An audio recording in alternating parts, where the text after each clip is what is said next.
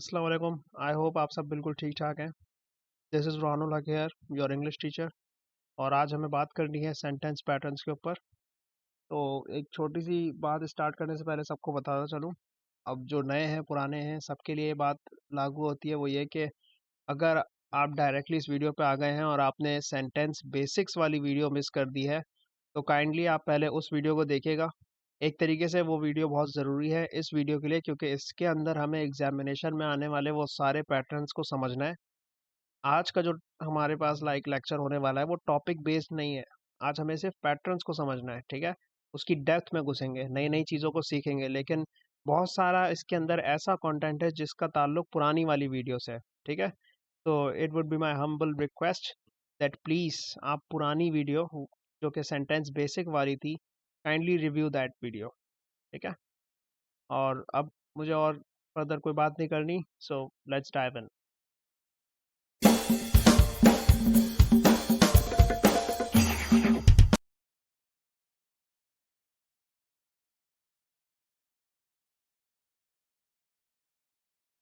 तो ladies and gentleman, this is our table of contents.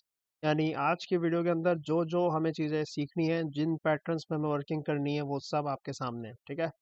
सबसे पहले हम लोग बात करेंगे सेंटेंस कंप्लीशन के ऊपर, ठीक है। उसके अंदर हमें देखना है कि सेंटेंस कंप्लीशन से रिलेटेड जो सवालात आते हैं पेपर के अंदर वो किस तरह के होते हैं, ठीक है। उनको हल करने के क्या तरीके हैं और उसको हमें किस तरीके से टैकल करना है। सेकेंडली, सेंटेंस करेक्शन जो है वो एक्चुअली बेस्ड करता है एक बहुत ही मशहूर ज़माना चीज़ के ऊपर जो आपने सुनी होगी, स्पॉट द एरर, ठीक है। उनके सॉल्व करने के तरीके, टिप्स, टेक्निक्स, चीज़ें हमें वो सारी देखनी होंगी आज की वीडियो में। थर्ड पे आता है सेंटेंस इम्प्रूवमेंट, जो कि एक्चुअली अगर सिलेबस वाइज बात की जाए तो वो अभी तक पीएमडीसी या कहीं भी जो भी टेस्ट होते हैं हमारे पास, वैसे स्पेसिफिकली मैं एमडी कैट 2025 वाले बैच की यहाँ पे मदद कर रहा हूँ, लेकिन अगर कोई दूसरा भी कंपैरेटिव एग्जाम है तो उस रेफरेंस में मैंने सेंटेंस इम्प्रूवमेंट को यहाँ पे इंट्रोड्यूस करवाया। वरना अगर सिलेबस वाइज देखा जाए अकॉर्डिंग टू एमडी कैट, जो कि एक तरीके का कंपैरेटिव एग्जाम होता है, ठीक है, और मेडिकल एस्पायरेंट्स, तो उनके सिलेबस के अंदर ऐसा कुछ भी नहीं है, ठीक है। यानी सेंटेंस इम्प्रूवमेंट उनके सिलेबस का हिस्सा नहीं है।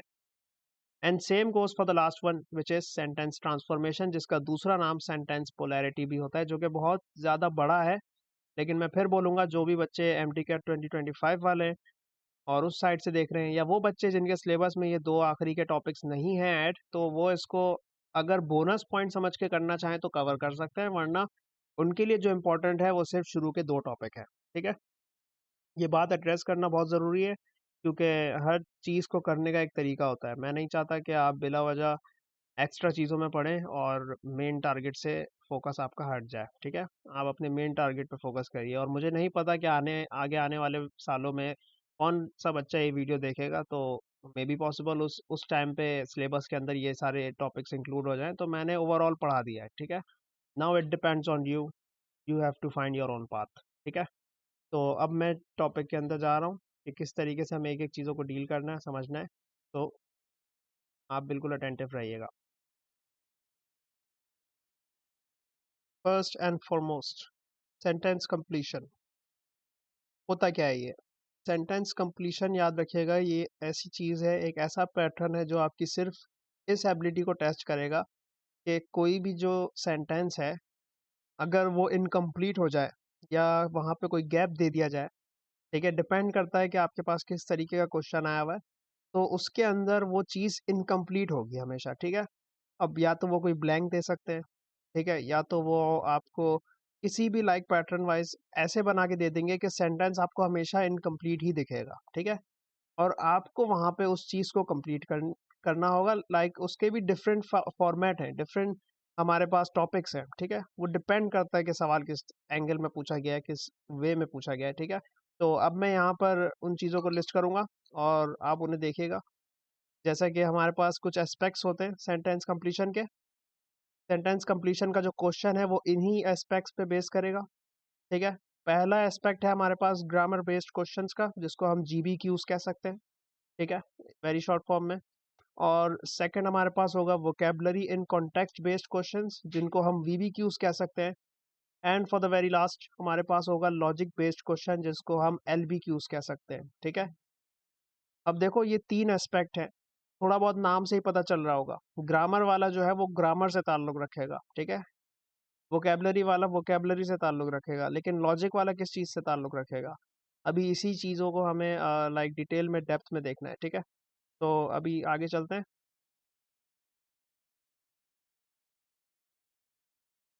अब हमें क्वेश्चन का डायरेक्शनल एनालिसिस करना है, ठीक है।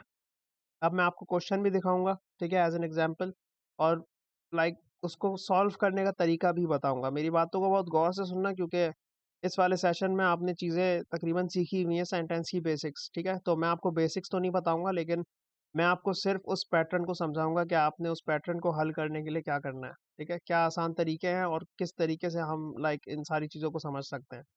तो याद रखिएगा कि एक डायरेक्शन जो होता है क्वेश्चन का, वो यही बताएगा आपको कि वो क्वेश्चन एग्जाम में किस तरीके से आ रहा है, ठीक है।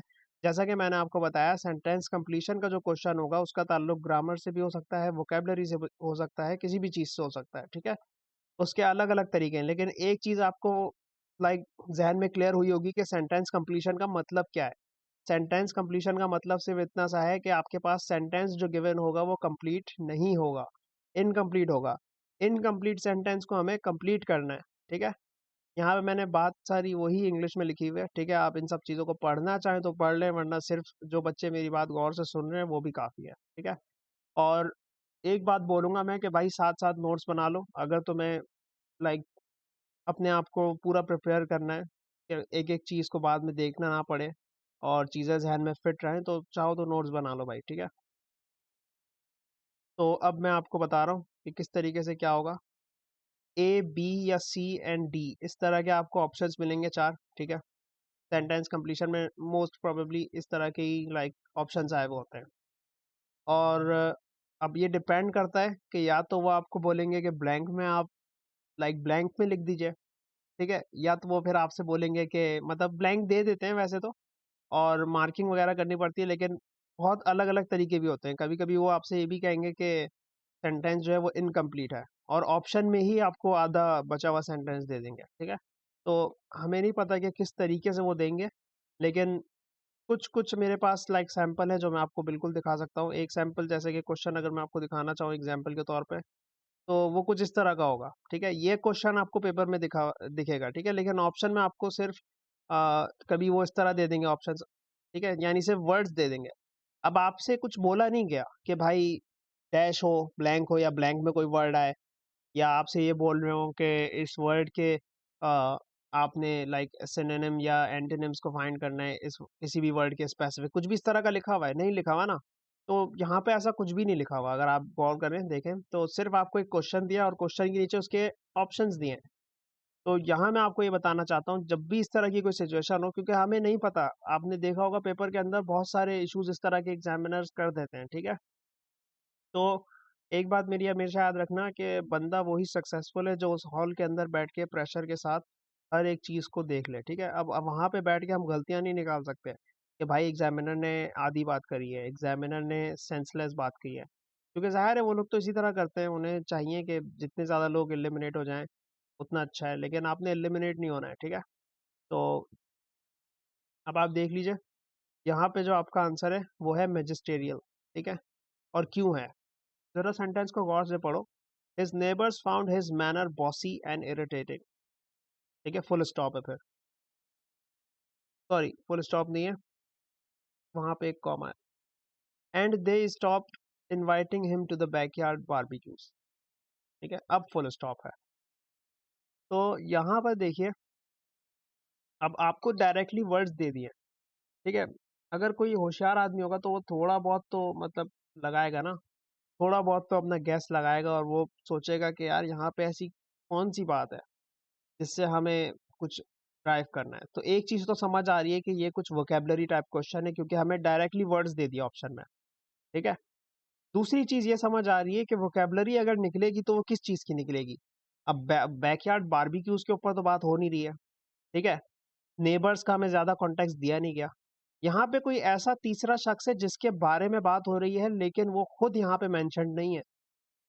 वो कौन सा तीसरा शख्स है? जैसे कि यहाँ पे लिखा हुआ है his neighbours found his manner bossy, उसके नेबरों नेबरों ने उसका मैनर जो लाइक प्रिडिक्ट किया वो बॉसी था, बॉसी यानी ऐसा बंदा जो बहुत खुद बनता है ना कि भाई यहाँ का बॉस ही मैं हूँ, मैं ही महाराजा हूँ, मैं ही राजा हूँ। ठीक है, ये उस तरह का जो आदमी होता है ना, बहुत खुद को बहुत तीसरा कान समझ के, मतलब सबके ऊपर हुकूमत करने वाला, जो थोड़ी सी लाइक डिक्टेटरशिप वाली जो जिसकी क्वालिटी होती है ना, वो बंदा थोड़ा बॉसी होता है। ठीक है, नेगेटिव वे में बोले तो वो फिर बॉसी बन जाता है बंदा। ठीक है, और इरिटेटिंग मतलब वो कि भाई जिससे परेशानी हो, ठीक है, बहुत तंग करता हो। तो यहाँ पे एक ऐसा तीसरा बंदा है जिसका हमने करेक्टर बताया है जो कि बॉसी और इरिटेटिंग है। ठीक है, तो हमें अब कोई ऐसा वर्ड ढूंढना है जो इसके लाइक रिप्लेसमेंट में, इसकी रिप्लेसमेंट में लाइक कोई वर्ड यूज हो सके। कुछ इस तरह का ढूंढना है हमें। ठीक है, जो यही मीनिंग दे लेकिन डिफरेंट वे में दे। ठीक है, यानी एक ही वर्ड में पूरी बात आ जाए, हमें बॉसी और इरिटेटिंग से लिखना ना पड़े। अब इससे ये कॉन्टेक्स्ट बन रहा है। अब यहाँ पे ऐसा कुछ मेंशन नहीं था, आप देख सकते हैं। ठीक है, उन्होंने मुझे कोई एक्स्ट्रा क्वेश्चन नहीं दिया, उन्होंने सिर्फ एक स्टेटमेंट दे दी और अब मुझे खुद पता लगाना पड़ रहा है। ठीक है, ऐसा कभी कभी होता है, हमेशा नहीं होता। मोस्टली केसेस में ऐसा नहीं होता। तो यहाँ मैंने मैजिस्टेरियल को ही क्यों चूज किया? लाइफलेस था एक ऑप्शन रिपरेटरी था, डी ऑप्शन हमारे पास रिस्टोरेटिव था। तो देख लीजिए, आपके सामने एक्सप्लेनेशन भी मैंने लिख दी है। ठीक है, क्वेश्चन जो है वो आपका क्लियर नहीं था, हमें फिगर आउट करना पड़ा। ठीक है, तो हमें ये पता चलता है कि ये कुछ कॉन्टेक्चुअल वोकेबलरी क्वेश्चन है। ठीक है, हमने कॉन्टेक्स्ट को देखा और हमने ये पता किया कि भाई इसमें हमें एक वोकेबलरी निकालनी है। ठीक है, और उसी चीज की निकालनी है जिस चीज के बारे में बात हो रही होगी। ठीक है, यहाँ पे किसी तीसरे बंदे के बारे में बात हो रही होगी, जैसा कि आपने देख लिया यहाँ पे किसी तीसरे बंदे के बारे में बात हो रही थी। ठीक है, तो उसी बंदे से रिलेटेड हमने एक वोकेबलरी निकाली, उसके कैरेक्टर से रिलेटेड। ठीक है, जिसके बारे में बात हो रही थी। कॉन्टेक्स्ट बहुत मैटर करता है। और मैजिस्टेरियल इसलिए चूज किया क्योंकि मैजिस्टेरियल का मतलब होता है हैविंग और शोइंग ग्रेट अथॉरिटी। मैजिस्ट्रेट सुना है ना आपने, ये मैजिस्ट्रेट से निकला है मैजिस्टेरियल। ठीक है, तो वो चीज या वो शख्स जो अपनी अथॉरिटी शो करे। मैंने यहाँ बॉसी का लफ्ज जो है उससे रिलेट करा है। ठीक है, जब एक बंदा बॉस बना हुआ है तो जाहिर है वो अथॉरिटी भी शो कर रहा है, अपनी अथॉरिटी, यानी कि उसी की एक हुकूमत है, उसी का यहाँ पे हुक्म चल रहा है, सारी बातें उसी की सुनी जा रही है। ठीक है, बहुत बॉसी है वो। तो ये मैं आपको डिफरेंस बताना चाह रहा था। ठीक है, तो अभी हमने क्या देखा? अभी हमने सिर्फ इतना देखा कि भाई क्वेश्चन जो है वो इस पैटर्न में आता है। मैं अपनी बातें रिपीट कर लेता हूँ। क्वेश्चन में आपको वो ब्लैंक भी दे सकते हैं। ठीक है, और मोस्टली ब्लैंक ही देते हैं। ठीक है, ब्लैंक जब वो आपको दे देंगे तो आपके पास जो ऑप्शंस होंगे वो ए बी या सी एंड डी करके होंगे। ठीक है, आपने वो ऑप्शन चूज करना है जो सबसे बेस्ट फिट कर रहा होगा। ठीक है, और ये मैंने आपको एक ऐसे क्वेश्चन की एग्जांपल दी है जिसमें आपको चीजें क्लियर नहीं है, यहाँ कोई ब्लैंक नहीं दी हुई थी। ठीक है, यहाँ पे सिर्फ आपको एक स्टेटमेंट दी हुई है और डायरेक्टली ऑप्शंस दिए हुए हैं। तो इस केस में आपने क्या करना है, मैंने आपको अभी ये समझाया। ठीक है, फिर बात रिपीट करके बताऊं तो ये है कि भाई आपने सिर्फ कॉन्टेक्स्ट पढ़ना है और वो बात ढूंढनी है जो मेन, लाइक क्या बोला जाए उसको, एक मेन टॉपिक हो पूरी आपकी स्टेटमेंट का। यहाँ पे तुम खुद देखो ना, his neighbours found his manner bossy and irritating and they stopped inviting him to the backyard barbecues. किसको नहीं इनवाइट किया जा रहा बैकयार्ड बारबेक्यूज में? ठीक है, बैकयार्ड बारबेक्यूज में हमें तीसरे बंदे को इनवाइट नहीं किया जा रहा। और तीसरे बंदे को क्यों इनवाइट नहीं किया जा रहा? क्योंकि तीसरा बंदा जो है वो, उसका मैनर बहुत बॉसी और इरिटेटिंग है। ठीक है, यानी तीसरा बंदा जो है वही है फसाद की जड़, हमें उसी को ढूंढना है। ठीक है, इस तरह वो आपको खुद कॉन्टेक्स्ट बना के देंगे। आपने बहुत अटेंटिव रहना है। कंपैरेटिव एग्जाम्स का गेम यही है। अब आधे लोग मुझे पता है क्या सोचेंगे, उनकी थॉट के लिए मैंने ये वाली स्लाइड डिजाइन की है, तो अब वो भी जरा गौर से सुन लें। आपकी थॉट क्या है? आपकी थॉट ये है भाई कि जब क्वेश्चन क्लियर होगा ही नहीं तो हम इसे अटेम्प्ट क्यों करेंगे? मतलब हमसे तो ये अटेम्प्ट ही नहीं होगा, तो लिहाजा हम इसको खाली छोड़ देंगे। ठीक है, ये आपकी थॉट है, आप ऐसा सोच रहे हैं। आप में से कुछ, ठीक है, सबकी बात नहीं, जाहिर है। और मेरा आंसर सिर्फ इतना से यही होगा भाई कि आप वहां पे ऑब्जेक्शंस रेज नहीं कर सकते। क्या आप कर सकते हैं? किस एग्जामिनर ने क्वेश्चन बनाया हमें नहीं पता। चलो, एक हद तक मैं आपको ये कह देता हूँ कि पेपर के बाद आप ये बोल सकते हैं, हाँ आप बिल्कुल, आपका राइट है, आप ये बोल सकते हैं कि पेपर में ये वाला क्वेश्चन सही नहीं था। और आपको तो पता है कि यहाँ पे क्या सिस्टम है, किसी की बात सुनी जाती भी है, किसी की बात नहीं भी सुनी जाती। ठीक है, प्रोटेस्ट पे प्रोटेस्ट आप लगा लो, कुछ भी कर लो। ठीक है, कि 20 सवाल आउट हो गए, 50 सवाल आउट हो गए, कोई फायदा नहीं है उसका। ठीक है, एट द एंड कुछ होता नहीं है। और जो होता है वो फिर ऐसा होता है कि आपके हक में कम होता है वो, और उन लोगों के हक में ज्यादा होता है। ठीक है, तो बेकार बात है। और कहीं कहीं पे ग्रेस मार्क्स का भी गेम आता है, तो वो सब बात की बात है, वो बेकार बात है। अभी हमें ये सोचना है कि अभी हम एग्जाम हॉल के बिल्कुल बीचों बीच बैठे हुए हैं, ठीक है। हमारे सामने एक बहुत ही वाहियात क्वेश्चन आ गया है और उसमें हमारी कोई गलती नहीं है क्योंकि एग्जामिनर ने वो भंड मारा है, ठीक है। तो एग्जामिनर की हुई गलती का कुछ ऐसा हल जरूर निकालना पड़ेगा जिसकी वजह से हमारे मार्क्स सेव हो सकें, ठीक है। हमें कुछ ऐसा करना होगा। बहुत बार मेरी अंग्रेजों से बहस भी हो गई है कमेंट सेक्शन में। वो बोलते थे कि भाई आप इस तरह का क्वेश्चन क्यों बना रहे हैं, आप कॉन्टेक्स्ट को क्लियर कीजिए। तो मैं बोलता हूँ भाई कि मैं जो क्वेश्चन बना रहा हूँ वो मेरे पाकिस्तानी लोगों की प्रैक्टिस के लिए है, क्योंकि उन्हें पता है कि क्वेश्चन किस तरह के आ रहे होते हैं। हमारे यहाँ तो इस तरह के ही आ रहे होते हैं भाई, भले उसमें कॉन्टेक्स्ट क्लियर हो ना हो। लेकिन हमें तो लाइक गलत वाली चीज़ को हमें कुछ इस तरह करना होगा, क्योंकि हमारा जो मेन पर्पस है वो गलत सही का यहाँ पे नहीं होगा। हमारा मेन पर्पस ये होगा कि किसी तरीके से हमें नंबर मिल जाए। ऐसा ही है ना भाई, आपने नंबर लेने हैं या आपने क्या करना है वहाँ पे, प्रोटेस्ट करना है आपने। तो अभी तो हम गलत सही नहीं, भले हम पढ़ लेंगे सही, हमें बाद में पता चल जाएगा कि भाई ये चीज़ सही है, वो मैं आपको बता भी देता हूँ क्या सही क्या गलत है। लेकिन एग्जाम के अंदर अगर एक सवाल आया है तो उसको खाली नहीं छोड़ना है, उसको लाजमी तौर पे आपने हल करना है, ठीक है। तो मैं यही आपको उसी चीज़ का सॉल्यूशन बता रहा हूँ कि कैसे क्या होगा, ठीक है। तो एक चीज़ तो क्लियर हुई, अगर सवाल गलत आया, उल्टा सीधा आया तो क्या करना है, ठीक है। बस इसी चीज़ को समझना है आपने, ठीक है। मैं यही बात यहाँ पे लिख भी देता हूँ, बता भी देता हूँ, ठीक है। बहुत सिंपल सी बात लिख देता हूँ यहाँ पे, मैंने यही बात देखो लिखी, examiners are responsible for the MCQ in that paper, but you are responsible for your marks in that hall, ठीक है। एग्जामिनर उसकी रिस्पॉन्सिबिलिटी लेते तो नहीं है एमसीक्यू की, लेकिन रिस्पॉन्सिबल वही है जो उन्होंने किया, ठीक है। और आप अपने मार्क्स के रिस्पॉन्सिबल हैं उस हॉल के अंदर, ठीक है।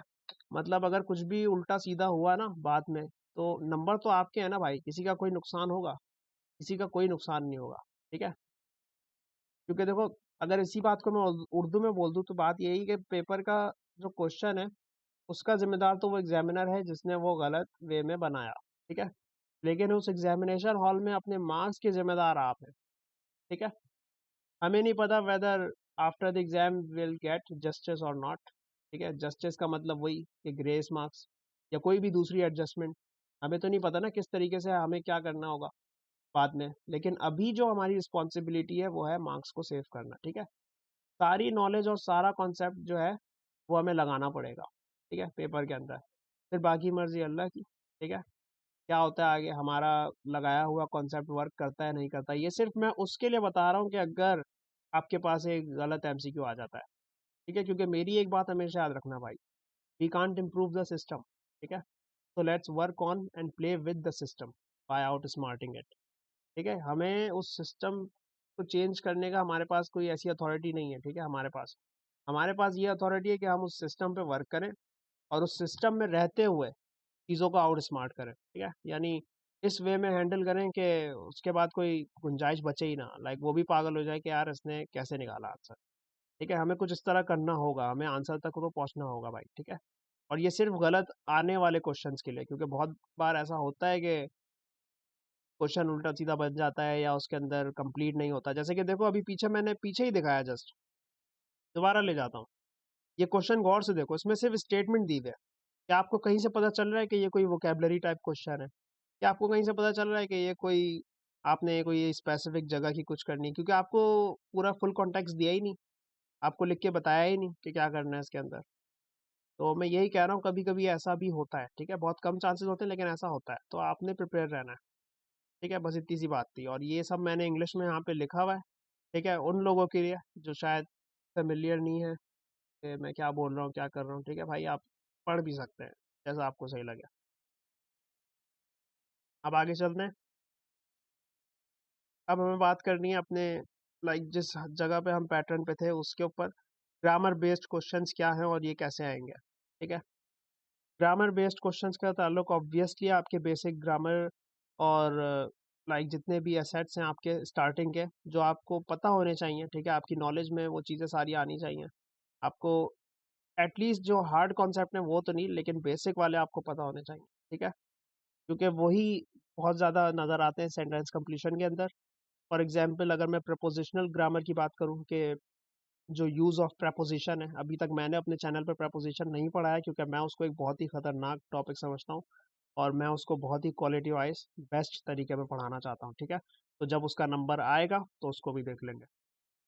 फंडामेंटल्स ऑफ ग्रामर, जिसके अंदर नाउन, वर्ब, एडवर्ब, एडजेक्टिव, इस तरह की चीज़ें आती हैं, यानी बेसिकली पार्ट्स ऑफ स्पीच अगर मैं कह दूँ, ठीक है।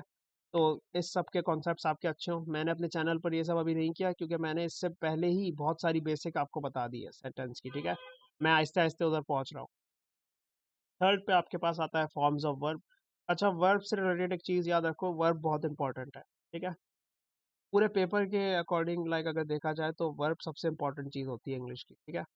अब भले वो सब्जेक्ट वर्ब एग्रीमेंट हो, भले वर्ब अकेला हो, भले ये फॉर्म्स ऑफ वर्ब हो, ठीक है, कुछ भी हो जाए, वर्ब वाला जो टॉपिक है ना, ये थोड़ा खतरनाक होता है और इसमें आपको अच्छा मतलब एक थोड़ा सा एक्सपर्टिज्म वाला लेवल एक्वायर करना होगा, ठीक है।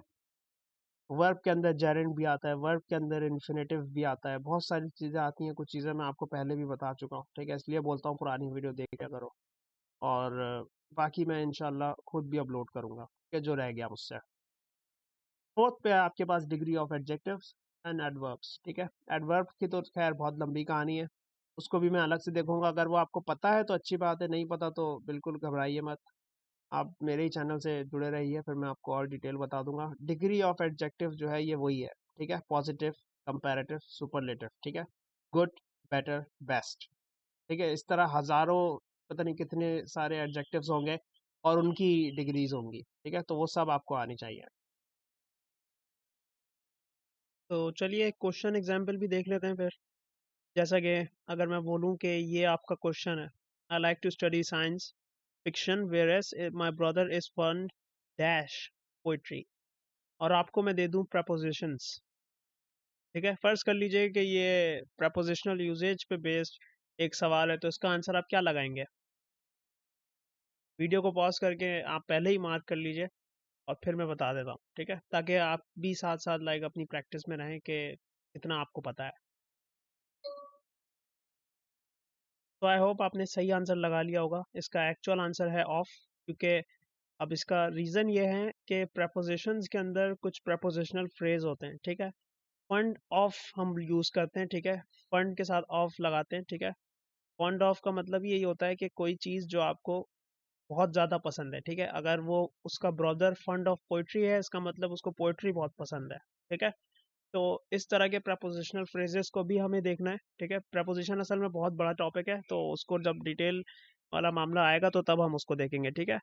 फिलहाल अगर आपकी नॉलेज इसकी है तो दैट्स वेल एंड गुड, अगर नहीं है तो आप प्लीज़ थोड़ा सा होल्ड रखिए और चैनल के साथ जुड़े रहिए। तो आई होप आपने देखा कि ग्रामर बेस्ड क्वेश्चंस जो हैं वो हमें कैसे करने हैं। अब थोड़ी सी बात हमें करनी है वीवीक्यूज़ के ऊपर, ठीक है। जीबीक्यूज़ आपने देख लिए कि किस तरह आ सकते हैं। जीबीक्यूज़ का ताल्लुक सिर्फ ग्रामर से होगा, ग्रामर के अंदर प्रपोजिशन भी आता है, सब कुछ आता है जो आपने पढ़ा, ठीक है, ग्रामर बेसिक्स।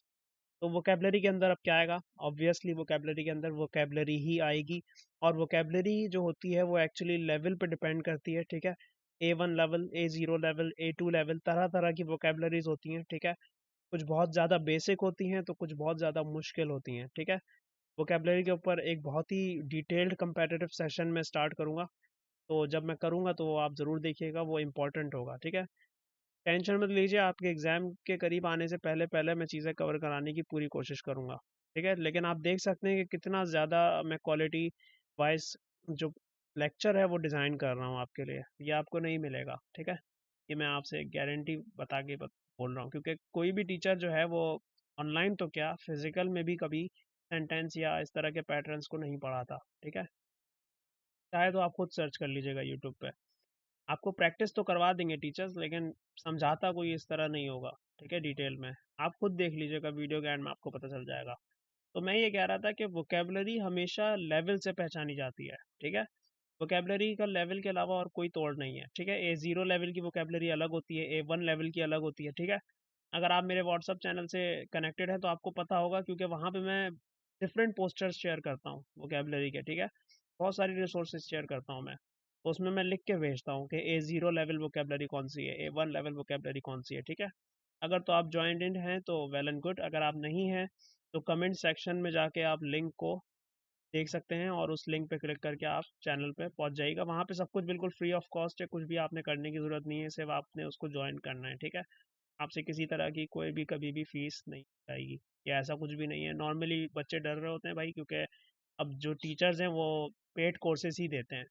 तब वो बोलते हैं कि आप ये जगह ज्वाइन करें तो आप इसको इतना, लाइक इसकी इतनी पेमेंट करके आप ज्वाइन करें, तो ऐसा मेरा कोई सीन नहीं है, ठीक है।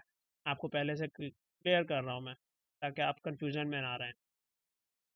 अगर वोकेबलरी बेस्ड क्वेश्चन की एग्जांपल मैं आपको देना चाहूँ तो वो ये है कि Aliyan would dash her little sister into an argument by teasing her and calling her names, ठीक है। आलियान एक बहुत ही शरारती बच्चा है जिसकी एक छोटी सी बहन है, और अपनी छोटी सी बहन को वो तंग करने के लिए उसको उल्टे सीधे नाम बुला रहा है। कॉलिंग हर नेम्स मतलब ये है कि जैसे अगर उसकी कोई छोटी सी बहन है तो उसका अगर कोई नाम है तो उसका नाम बिगाड़ दिया उसने, ठीक है। तो अगर फर्ज कर लो मलाइका नाम है तो वो बोल रहा है मोटी मलाइका, ठीक है, राइम करते हुए मोटी मलाइका, ठीक है। तो अब ये मोटी मलाइका बोलने का मतलब ये है कि वो उसका नाम बिगाड़ रहा है, ठीक है। तो आलियान जो है वो एक बहुत ही बदमाश बच्चा है, ठीक है। और वो अपनी छोटी सी बहन मोटी मलाइका, मतलब मलाइका है लेकिन उसको बुला मोटी रहा है, ठीक है, तो दैट इज टीजिंग हर। तो यहाँ पे मसला है बहुत, ठीक है। तो अब ये आपको ऑप्शंस उसने दे दिए। अब कॉन्टेक्स्ट आपको समझ आ गया है, ठीक है। कॉन्टेक्स्ट जो है वो बहन के बारे में वोकेबलरी बेस्ड है, और इस बार उन्होंने आपको ब्लैंक प्रोवाइड की है। तो इस ब्लैंक प्रोवाइड करने का मतलब ये है कि उस ब्लैंक में आपको अब वर्ड डालना है, ठीक है। अब आपको कोई अलग से कोई वर्ड निकालना नहीं है, या कॉन्टेक्स्ट बहुत घुस के पढ़ना नहीं है आपको, ठीक है। पीछे डिफरेंट केस था, जो अभी पीछे मैं आपको दिखा रहा था, वहां पे ब्लैंक ही नहीं थी। Let me show you again. ये देखिए, यहाँ पे कोई ब्लैंक गिवन नहीं है, तो इस वजह से हमने कॉन्टेक्स्ट को पढ़ा और पढ़ के समझा कि क्या करना है। लेकिन यहाँ पे तो ब्लैंक गिवन है ना। जब यहाँ पे ब्लैंक गिवन है तो ब्लैंक की ही जगह पे क्या वर्ड फिट होगा, हमें ये देखना है। तो अब आप वीडियो को पॉज कीजिए और अपना आंसर अपनी नॉलेज पे बेस करते हुए मुझे बताइए। आई होप आपने अपना आंसर मार्क किया होगा। इसका आंसर एक्चुअली है प्रोवोक। और प्रोवोक क्यों है तो मैं आपको बता देता हूँ। प्रोवोक का ही मतलब होता है कि किसी को उकसाना, ठीक है। जान पूछ के, मतलब उसके साथ कुछ ऐसा कर देना कि वो मजबूर हो जाए किसी काम को करने पे या किसी चीज़ को करने पे, ठीक है। तो आलियान ने प्रोवोक किया अपनी लिटिल सिस्टर को एक बहस मुहाइसे में, ठीक है, यानी एक आर्ग्यूमेंट पे आने पे। क्यों, कैसे किया? बाय टीजिंग हर, यानी उसको चिढ़ा के, एंड कॉलिंग हर नेम्स, और उसको नाम बुला के, ठीक है। नाम कुछ भी हो सकता है। मैंने एग्जाम्पल दी थी मोटी मलाइका की, लेकिन I am not very like concern with it. तो देख लीजिए आप मीनिंग ऑफ प्रोवोक क्या है। इंग्लिश में मैंने यहाँ पे मेंशन कर दिया। Meaning of provoke is to deliberately make someone annoyed और एंग्री, ठीक है। प्रोवोक का मतलब ही ऐसे होता है कि किसी को तंग करना भाई, ठीक है। या जान पूछ के, मतलब उसकी ऐसी कंडीशंस बना देना कि वो मजबूर हो जाए, ठीक है। इस तरह का ही इसका कुछ मतलब है। तो आई होप आपको क्लियर हुआ कि GBQs और VBQs से किस तरीके से आपने क्वेश्चंस को समझना है। अब थर्ड पे आ जाते हैं, जो कि थोड़ा सा अजीब सा भी है, लेकिन आई होप आपकी समझ आ जाएगा, जो कि है लॉजिक बेस्ड क्वेश्चंस यानी LBQs। लॉजिकल क्वेश्चंस जो होंगे भाई, ना उनका ताल्लुक कम्प्लीटली ग्रामर से होता है, ना उनका ताल्लुक कम्प्लीटली वोकेबलरी से होता है, ठीक है। ये वो क्वेश्चंस होते हैं जिसमें आपको बहुत डिफिकल्टी होगी, ठीक है। और ये वो क्वेश्चंस हैं जहां असली इंग्लिश पढ़ने वाले का पता चल जाता है कि किसने कितनी पढ़ी है इंग्लिश। तो यहाँ पे क्योंकि क्वेश्चन जो होते हैं वो कम्प्लीटली बेस होते हैं आपके कॉन्टेक्स्ट के ऊपर, ठीक है। जिसको कॉन्टेक्स्ट समझ आ गया का क्वेश्चन सॉल्व हो गया, ठीक है। कैसे, मैं दिखाता हूँ। एज एन एग्जाम्पल, आप देख सकते हैं क्वेश्चन आपके सामने है। Since you want a refrigerator for a long run, you should buy it from a company that provides dash at least 10 years. और ये हैं आपके ऑप्शंस। अब यहाँ पे अगर मैं मतलब निकालना चाहूँ उर्दू, तो वैसे तो अगर लॉजिकली देखा जाए ये एक वोकेबलरी टाइप क्वेश्चन है, लेकिन फर्ज कर लीजिए कि आपको यहाँ पे समझ नहीं आ रहा कि वोकेबलरी है या नहीं है, ग्रामर है या नहीं है, और आप फंस जाते हैं एक सर्टेन पॉइंट पे आके, आप फंस जाते हैं, तो आपको इसे लॉजिक से सॉल्व करना होगा, ठीक है। तो इसलिए मैंने इसको LBQs में डाला है। सेंटेंस का यहाँ पे अगर मैं मतलब निकालना चाहूँ तो वो ये है कि चूंकि तुम्हें एक रेफ्रिजरेटर चाहिए जो कि लंबा चले, तो तुम्हें बाय करना चाहिए इसे एक ऐसी कंपनी से जो डैश प्रोवाइड करे, यानी वो चीज़ तुम्हें डैश दे और वो चीज़ जो दे वो एटलीस्ट 10 years उसके आगे लिखा है, यानी एटलीस्ट 10 साल। अब ऐसी क्या चीज़ होगी जो 10 साल दे? ठीक है, इलेक्ट्रॉनिक्स आपका ऑप्शन है, जो कि पता चल रहा है बिल्कुल भी नहीं, क्योंकि इलेक्ट्रॉनिक्स तो एक डिवाइस की क्लास होती है। ठीक है, और बी जो है वो आपके पास अप्लायंसेस है। ठीक है, अप्लायंसेस जो है वो इलेक्ट्रॉनिक्स की क्लास में मौजूद चीज़ों को कहा जाता है। ठीक है, मतलब वही उसी की कैटेगरी में आ गया। और डी जो है वो आपका इशुएंस है। इशुएंस यानी कि किसी को इशू करने का जो एक लेटर होता है ना, उसको हम इशुएंस कहते हैं। ठीक है, तो इशुएंस लेटर की यहाँ पे कोई नीट कॉन्टेक्स्ट वाइज नज़र आ नहीं रही। So your correct option would be warranty. ठीक है, यानी आपने, अगर फर्ज कर लें आपको इनके किसी के भी लाइक आपको कुछ भी मतलब नहीं पता भी होगा, तो भी आपको ये बात समझ आ रही है लॉजिक से कि भाई 10 year आपसे मांगे जा रहे हैं, मतलब कोई ऐसी चीज जिसकी रिक्वायरमेंट 10 years में हो, तो वो तो वारंटी ही है ऑब्वियसली। ठीक है, तो यहाँ थोड़ा सा लाइक मीनिंग, या अगर मैं बहुत क्लियर लफ्जों में बोलना चाहूँ तो लॉजिक बेस्ड क्वेश्चन आपको ट्रैक करना है। ठीक है, तो ये एक डिफरेंट क्लास होती है क्वेश्चंस की। यहाँ मैंने सिर्फ एग्जांपल देने की कोशिश करी है। आपको जब पेपर में सवाल नजर आएंगे तो वहाँ पे आपको क्लियर हो जाएगा कि कौन सी चीज़ ग्रामर पे लाई करती है, कौन सी चीज़ वोकेबलरी पे लाई करती है, एंड कौन सी चीज़ लॉजिक पे लाई करती है। ठीक है, दैट डिपेंड्स ऑन यू। अच्छा जी, तो अब हमारे पास एक छोटे टर्मिनल फैक्टर्स हैं जो हमें डिस्कस करने हैं। ठीक है, जैसे कि एक होता है, आपने सुना होगा, वर्ड सब्स्टिट्यूशन, या फिर मैं कहना चाहूँ बहुत सिंपली, जो कि एग्जामिनेशन में आता भी है, वन वर्ड सब्स्टिट्यूशन। ठीक है, तो इसका क्या मतलब है? कोई ख़ास मतलब नहीं। ठीक है, सब्स्टिट्यूशन का मतलब ये है कि एक सब्स्टिट्यूट पे कोई चीज़ मौजूद है और हमें मतलब उसको ऐड करना है। ठीक है, यानी रिप्लेसमेंट हमें रखनी है किसी भी दूसरे वर्ड की। ठीक है, तो अब वो replacement as in terms of synonym भी हो सकता है, as in terms of antonym भी हो सकता है। ठीक है, मैटर करता है कि आपसे सवाल किस तरीके का पूछा गया है, और उससे भी आप सेंटेंस कंप्लीट कर सकते हैं। तो ये अल्टीमेटली एक सेंटेंस कंप्लीशन का ही पार्ट है। ठीक है, तो वर्ड सब्स्टिट्यूशन हो सकता है, वर्ड एडिशन हो सकता है। ठीक है, एडिशन यानी वही कि आपने एक वर्ड या एक फ्रेज को ऐड करना है सेंटेंस के अंदर, जिससे सेंटेंस कंप्लीट हो सके। ठीक है, एंड लास्टली वर्ड मॉडिफिकेशन या वर्ड इम्प्रूवमेंट, यानी ऑलरेडी एक वर्ड गिवन होगा और उसी वर्ड के अंदर आपने चेंजेस कर दिए या उसको थोड़ा सा लाइक मॉडिफाई कर दिया। ठीक है, तो एक ही बात है। ठीक है, और मॉडिफाई कैसे करेंगे आप? मॉडिफाई आप उसको इन टर्म्स ऑफ लाइक सफिक्स या टेंस या उसकी फॉर्म चेंज करके भी कर सकते हैं। ठीक है, तो ये पूरा कंप्लीटली डिपेंड करता है कि आपसे किस वे में सवाल पूछा गया है। ठीक है, तो आई होप आपको यहाँ तक सारी बातें समझ में आई होंगी जो जो मैंने की। और अब मैं आपसे बात करूंगा strategies to solve sentence completion. ठीक है, हमने सारी बात ये देखी है कि सेंटेंस कंप्लीशन क्या है और पेपर में कैसे आता है। अब हमें ये देखना है कि सेंटेंस कंप्लीशन को सॉल्व करने की कौन कौन सी स्ट्रेटजीज हैं जो एक बच्चे को पता होनी चाहिए। ठीक है, तो उसके ऊपर बात करेंगे। पहली जो चीज़ है वो है ट्रांजिशनल डिवाइसेस। ठीक है, जो आपको पता होनी चाहिए। आपने ट्रांजिशनल डिवाइसेस को किसी भी सेंटेंस में चूज़ करना है। ट्रांजिशनल डिवाइसेस क्या होती हैं? कुछ भी खास नहीं है। ठीक है, जो हमने सेंटेंस कनेक्टर्स पढ़ा था। ठीक है, और अगर आपने वो वीडियो देखी है सेंटेंस कनेक्टर्स वाली, तो उसी को हम एक्चुअली दूसरे नाम में या दूसरे लफ्ज़ों में हम लोग कहते हैं कि वो ट्रांजिशनल डिवाइसेस है। ठीक है, तो क्योंकि वो ट्रांजिशन करते हैं एक चीज़ से दूसरी चीज़ के अंदर। सेंटेंस कनेक्टर्स बोलूँ या ट्रांजिशनल डिवाइसेस बोलूँ, बात एक। सेकंड पे आता है हमारे पास रिजेम्बलेंस टेक्निक। और रिजेम्बलेंस टेक्निक में सिर्फ ये है कि जो भी आपके पास वर्ड गिवन होगा, अगर आप उससे रिजेंबल करेंगे तो आपको नियरेस्ट मीनिंग पता चल जाएगी उस वाले वर्ड की जो कि गिवन नहीं है। ठीक है, मैं सिखाऊंगा और बताऊंगा भी कि इन सब चीज़ों का क्या मतलब होता है। अभी इनकी डिटेल देखेंगे। ठीक है, अभी मैं सिर्फ ऊपर ऊपर से सरसरी तौर पे बता रहा हूँ। थर्ड पे है हमारे पास सेंस सेंटेंस पोलैरिटी। ठीक है, जो कि हमें बहुत अलग तरीके से भी देखना है, जबकि ऊपर से अगर इसका मतलब बताऊं तो सिर्फ यह है कि सेंटेंस की पोलैरिटी देखी जाएगी कि एक सेंटेंस पॉजिटिव वे में बोला गया है या नेगेटिव वे में बोला गया है। ठीक है, पोलैरिटी को टेस्ट करना बहुत ज़रूरी होता है, और अभी हम इसकी डिटेल भी देखेंगे। फोर्थ पे आपके पास जो टेक्निक है वो है ऑप्शन एलिमिनेशन, के एक ऑप्शन को एलिमिनेट आपको कैसे करना है। ठीक है, वैसे एक्चुअल प्रोनाउंसिएशन जो होती है वो एलिमिनेट होती है।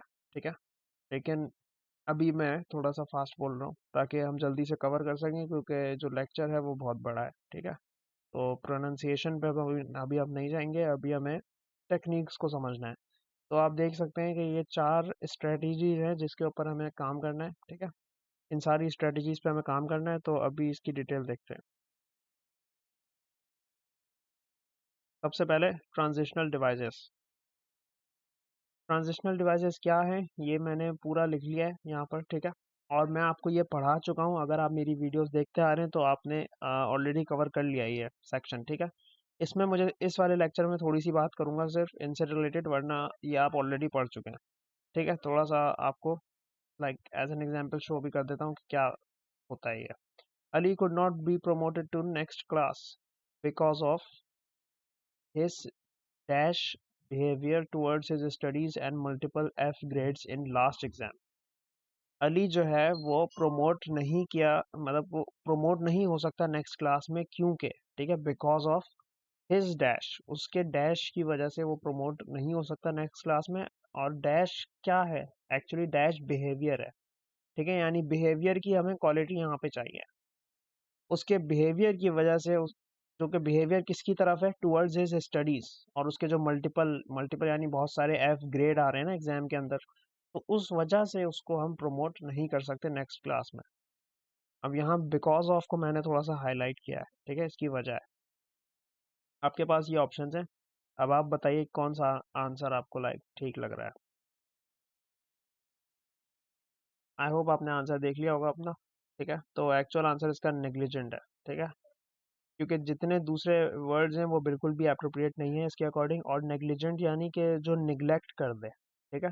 तो अली अगर अपने निगलेक्ट वाले बिहेवियर को लेके चलेगा स्टडीज की तरफ, तो जाहिर है उसके एफ ग्रेड आएंगे। और यही उसका रीजन है कि वो प्रमोट नहीं हो रहा दूसरी क्लास में, ठीक है। तो यहाँ जो ये बिकॉज ऑफ है ना, ये आपका ट्रांजिशनल डिवाइस का काम कर रहा है, ठीक है। यानी एक चीज है जो नहीं हुई और उसका रीजन क्या था वो हमने बताया, यानी ये दोनों चीजों के बीच में ट्रांजिशन का काम कर रहा है। आप देख रहे हैं, मतलब अली क्यों नहीं प्रमोट हुआ दूसरी क्लास में, क्योंकि ये जो क्योंकि है ना, ये बिकॉज ऑफ है, ठीक है। और क्योंकि के बाद हमें उस चीज का पूरा आंसर मिल रहा है, पूरा रीजन मिल रहा है कि उसका बिहेवियर जो था वो बहुत नेग्लिजेंट था, निग्लेक्ट करने वाला था, ठीक है, स्टडीज की तरफ, क्योंकि बिहेवियर अच्छा नहीं था। तो इस वजह से अली जो है वो प्रमोट नहीं हुआ दूसरी क्लास में। तो अब हमने एक सवाल देख लिया as an example, I hope ये क्लियर होगा बिल्कुल आपको। अब मैं आपको बताऊंगा कि टाइप्स ऑफ ट्रांजिशनल डिवाइसेस हमारे पास क्या हैं, ठीक है, और इससे हम कैसे पता लगा रहे हैं कि कौन सा आंसर होना चाहिए और क्या होना चाहिए, ठीक है। ये पूरी टेक्निक है। तो देख लीजिए, टाइप्स ऑफ ट्रांजिशनल डिवाइसेस आपके पास यहाँ पे चार हैं, जिसके अंदर पहला जो है वो सपोर्ट सिग्नल्स है, टू आपके पास जो है वो कॉन्ट्रास्ट सिग्नल्स हैं, थर्ड पे आपके पास है कॉज एंड इफेक्ट, और फोर्थ पे है आपके पास अपोजिशंस, ठीक है। तो अब इन सारे जो ये जितने भी लाइक ट्रांजिशनल डिवाइसेस हैं, इन सब का कोई ना कोई पर्पस है सेंटेंस के अंदर, ठीक है। तो अब मैं एक एक करके बताऊंगा सबको, आप गौर से सुनिएगा। याद रखिएगा कि support signals and cause and effect are considered as sentence connectors, ठीक है। यानी कि ये जो आपके पास फर्स्ट और थर्ड पे मेंशन्ड है ना, इसका याद रखिएगा कि ये आपके पास स्पेसिफिकली सेंटेंस कनेक्टर्स कहलाते हैं, ठीक है। बाकी के जो दो है ना वो ट्रांजिशनल डिवाइसेस ही है, मतलब पूरी ओवरऑल क्लास अगर मैं देखना चाहूँ तो ट्रांजिशनल डिवाइसेस के अंदर ही सेंटेंस कनेक्टर्स आते हैं, ठीक है। और मैं आपको सेंटेंस कनेक्टर्स ऑलरेडी पढ़ा चुका हूँ, ठीक है। मेरे चैनल पे वो लोग देख सकते हैं वीडियो जो जो अभी नए हैं या जिनको नहीं पता सेंटेंस कनेक्टर्स के बारे में, ठीक है। तो वहाँ से उसको चेक कर सकते हैं, बाकी यहाँ भी मैंने मेंशन कर दिया है, ठीक है, कि कौन सी चीज़ क्या है। तो सबसे पहले बात करेंगे सपोर्ट सिग्नल्स के ऊपर, नाम में ही मतलब छुपा हुआ है, ठीक है। सपोर्ट सिग्नल्स वो हैं जो सपोर्ट करेंगे, ठीक है, और एक्सप्लेन करेंगे कि क्या क्या बात मतलब ऑलरेडी हो चुकी है, ऑलरेडी हुई हुई बात को थोड़ा सा और सपोर्ट करेंगे, ठीक है। और इनके अंदर कुछ इस तरह के वर्ड्स होंगे जैसे एडिशनली या साइमल्टेनियसली, ठीक है, या इक्वली इम्पोर्टेंट, इस तरह करके वर्ड्स मौजूद होंगे, ठीक है। या फिर एंड देन भी होगा, मोर ओवर, ठीक है। मोर ओवर का मतलब तो बहुत ईजी आपको पता है ना, कि अगर कोई बात हो जाए और फिर मैं बोलूँ मोर ओवर, ये भी यानी मैं और बात ऐड करना चाहूँ, ठीक है, अपनी, तो मैं मोर ओवर का यूज़ करता हूँ। इसी तरह कुछ है हमारे पास और भी, जैसे कि वन कुड ऑल्सो से, ठीक है, यानी एक शख्स ये भी बोल सकता है कि, फिर आगे अपनी बात कंटिन्यू करूँ, फॉर एग्जाम्पल भी इसी के अंदर आता है सपोर्ट सिग्नल्स के अंदर, ठीक है। As, in fact, not only but also, ठीक है, इस तरह के कॉम्बिनेशन याद रखिएगा। और as well as, for instance, likewise, again, and, ठीक है, ये जितने भी मैंने मेंशन किए आप इसको गौर से देखिए, ये सारे के सारे कहलाते हैं सपोर्ट सिग्नल्स। क्यों सपोर्ट सिग्नल्स इसलिए कहलाते हैं क्योंकि ये वो ट्रांजिशनल डिवाइसेस हैं जो कही हुई बात को थोड़ा सा और बढ़ा चढ़ा के या उसमें और एडिशन करके बताते हैं कि भाई ये बात भी इसमें एडिड है, ठीक है। तो इसलिए हम इनको सपोर्ट सिग्नल्स कंसिडर करते हैं, और इन्हीं का दूसरा नाम भी सेंटेंस कनेक्टर्स हो सकता है, ठीक है। सेंटेंस कनेक्टर्स हमारे पास सपोर्ट सिग्नल्स, और थर्ड पर जो कॉज एंड इफेक्ट है सिर्फ वो है, ठीक है, ध्यान में रखिएगा। सेंटेंस कनेक्टर खुद एक कैटेगरी है ट्रांजिशनल डिवाइस की, ठीक है। तो आई होप यहाँ तक बात क्लियर होगी। अगर नहीं हो तो प्लीज़ आप रिव्यू करके रिवाइंड कर लीजिएगा वीडियो। अब बात करते हैं हम लोग, सॉरी, थोड़े बहुत और भी थे तो शायद मैंने मिस कर दिए इस वाली स्लाइड में। Also similarly furthermore indeed और in addition besides and further, ठीक है, ये भी आपके पास आते हैं सपोर्ट सिग्नल्स के अंदर, ठीक है। तो अब हम आगे बात करते हैं एक एग्जाम्पल पे। सॉरी जी, तो सेंटेंस स्टार्ट कर रहा हूँ मैं, ठीक है, एग्जाम्पल पे जो गिवन है। एस को आप जैसा कि देख सकते हैं हाईलाइटेड हुआ हुआ है, तो as Ajmal is dash and shrewd, he can be a best option for one of the missing jury members. Options आपके पास हैं इम्प्यूडेंट, इम्प्रूडेंट, इंडस्ट्रियस और प्रूडेंट, ठीक है। जो आंसर आपको समझ आ रहा है आप मार्क कर लीजिए पहले, तो देखते हैं क्या है। आई होप आपने मार्क कर लिया होगा अपना आंसर। अब यहाँ पे आप देख सकते हैं कि एस को हाईलाइटेड किया है मैंने, ठीक है, क्योंकि एज यहाँ पे देखिए लिस्ट के अंदर मौजूद है, सपोर्ट सिग्नल्स के अंदर आता है, ठीक है। सपोर्ट सिग्नल से हमें ये पता चल रहा है कि कोई ऐसी बात है जो बात को और बढ़ा रही है, ठीक है, यानी और उसको एक्सप्लेन करेगी। तो हमें कुछ इस तरह का वर्ड चाहिए होगा जो चीज को लाइक कंटिन्यू कर रहा हो, साथ लेके चल रहा हो, ठीक है। तो यहाँ पे आपका आंसर जो है वो प्रूडेंट है। क्यों प्रूडेंट? इसलिए क्योंकि प्रूडेंट का मतलब होता है केयरफुल होना किसी चीज के लिए, ठीक है, और श्रूड का मतलब होता है कि हैविंग या शोइंग पावर्स ऑफ जजमेंट, ठीक है, यानी बहुत तेज जो पावर होती है ना जजमेंट की, कि भाई फौरन ही चीजों को समझ जाओ, ठीक है। तो अजमल जो है उसकी यहाँ पे बात की जा रही है ना, कि अजमल एक बेस्ट ऑप्शन है, ठीक है, इस केस के अंदर। तो आई होप आपको क्लियर रहा होगा। अब कॉन्ट्रास्ट सिग्नल्स की बात करते हैं जो कि सेकंड पे आता है, ठीक है। कॉन्ट्रास्ट सिग्नल का मतलब ही है, कॉन्ट्रास्ट का मतलब ही है कि वो चीज उसको अपोज करे, ठीक है। यानी जैसे एक बात हो गई है तो अब उस बात की बिल्कुल अपोजिट बात हमें बतानी होगी, तो उसके लिए हम कॉन्ट्रास्ट सिग्नल्स को यूज करेंगे, ठीक है। यानी अगर फर्ज कर लो कि मैंने कोई बात कर दी और फिर मैं बट लगा दूं या हाउ एवर लगा दूं, तो उसमें मैंने उस चीज का कॉन्ट्रास्ट ढूंढ लिया, यानी ये तो है लेकिन ऐसा भी है, ठीक है। तो मैंने एक अपोजिट बात कर दी, ठीक है, पॉजिटिव बात करके नेगेटिव बात करूंगा तो कॉन्ट्रास्ट हो जाएगा, ठीक है। तो वो कौन से सिग्नल्स होते हैं? अब आप देख लीजिए, जैसे अल्टरनेटिवली, डिस्पाइट हम लोग यूज करते हैं ना, डिस्पाइट ऐसा था लेकिन ऐसा हो गया, तो इस तरह करके हम उसको थोड़ा सा अपोजिट कर देते हैं, ठीक है, वेयर एज। और बट भी आता है, जैसा कि अभी मैंने बोला था, ठीक है, जस्ट। और हाउएवर है इसके अंदर, इंस्टेड है, ठीक है। इसी तरह in contrast, in spite of, even though, ठीक है, दो, ऑल्दो, ये भी आएगा, ठीक है। वाइल, स्टिल, येट, ये सब बीसी का हिस्सा है, ठीक है।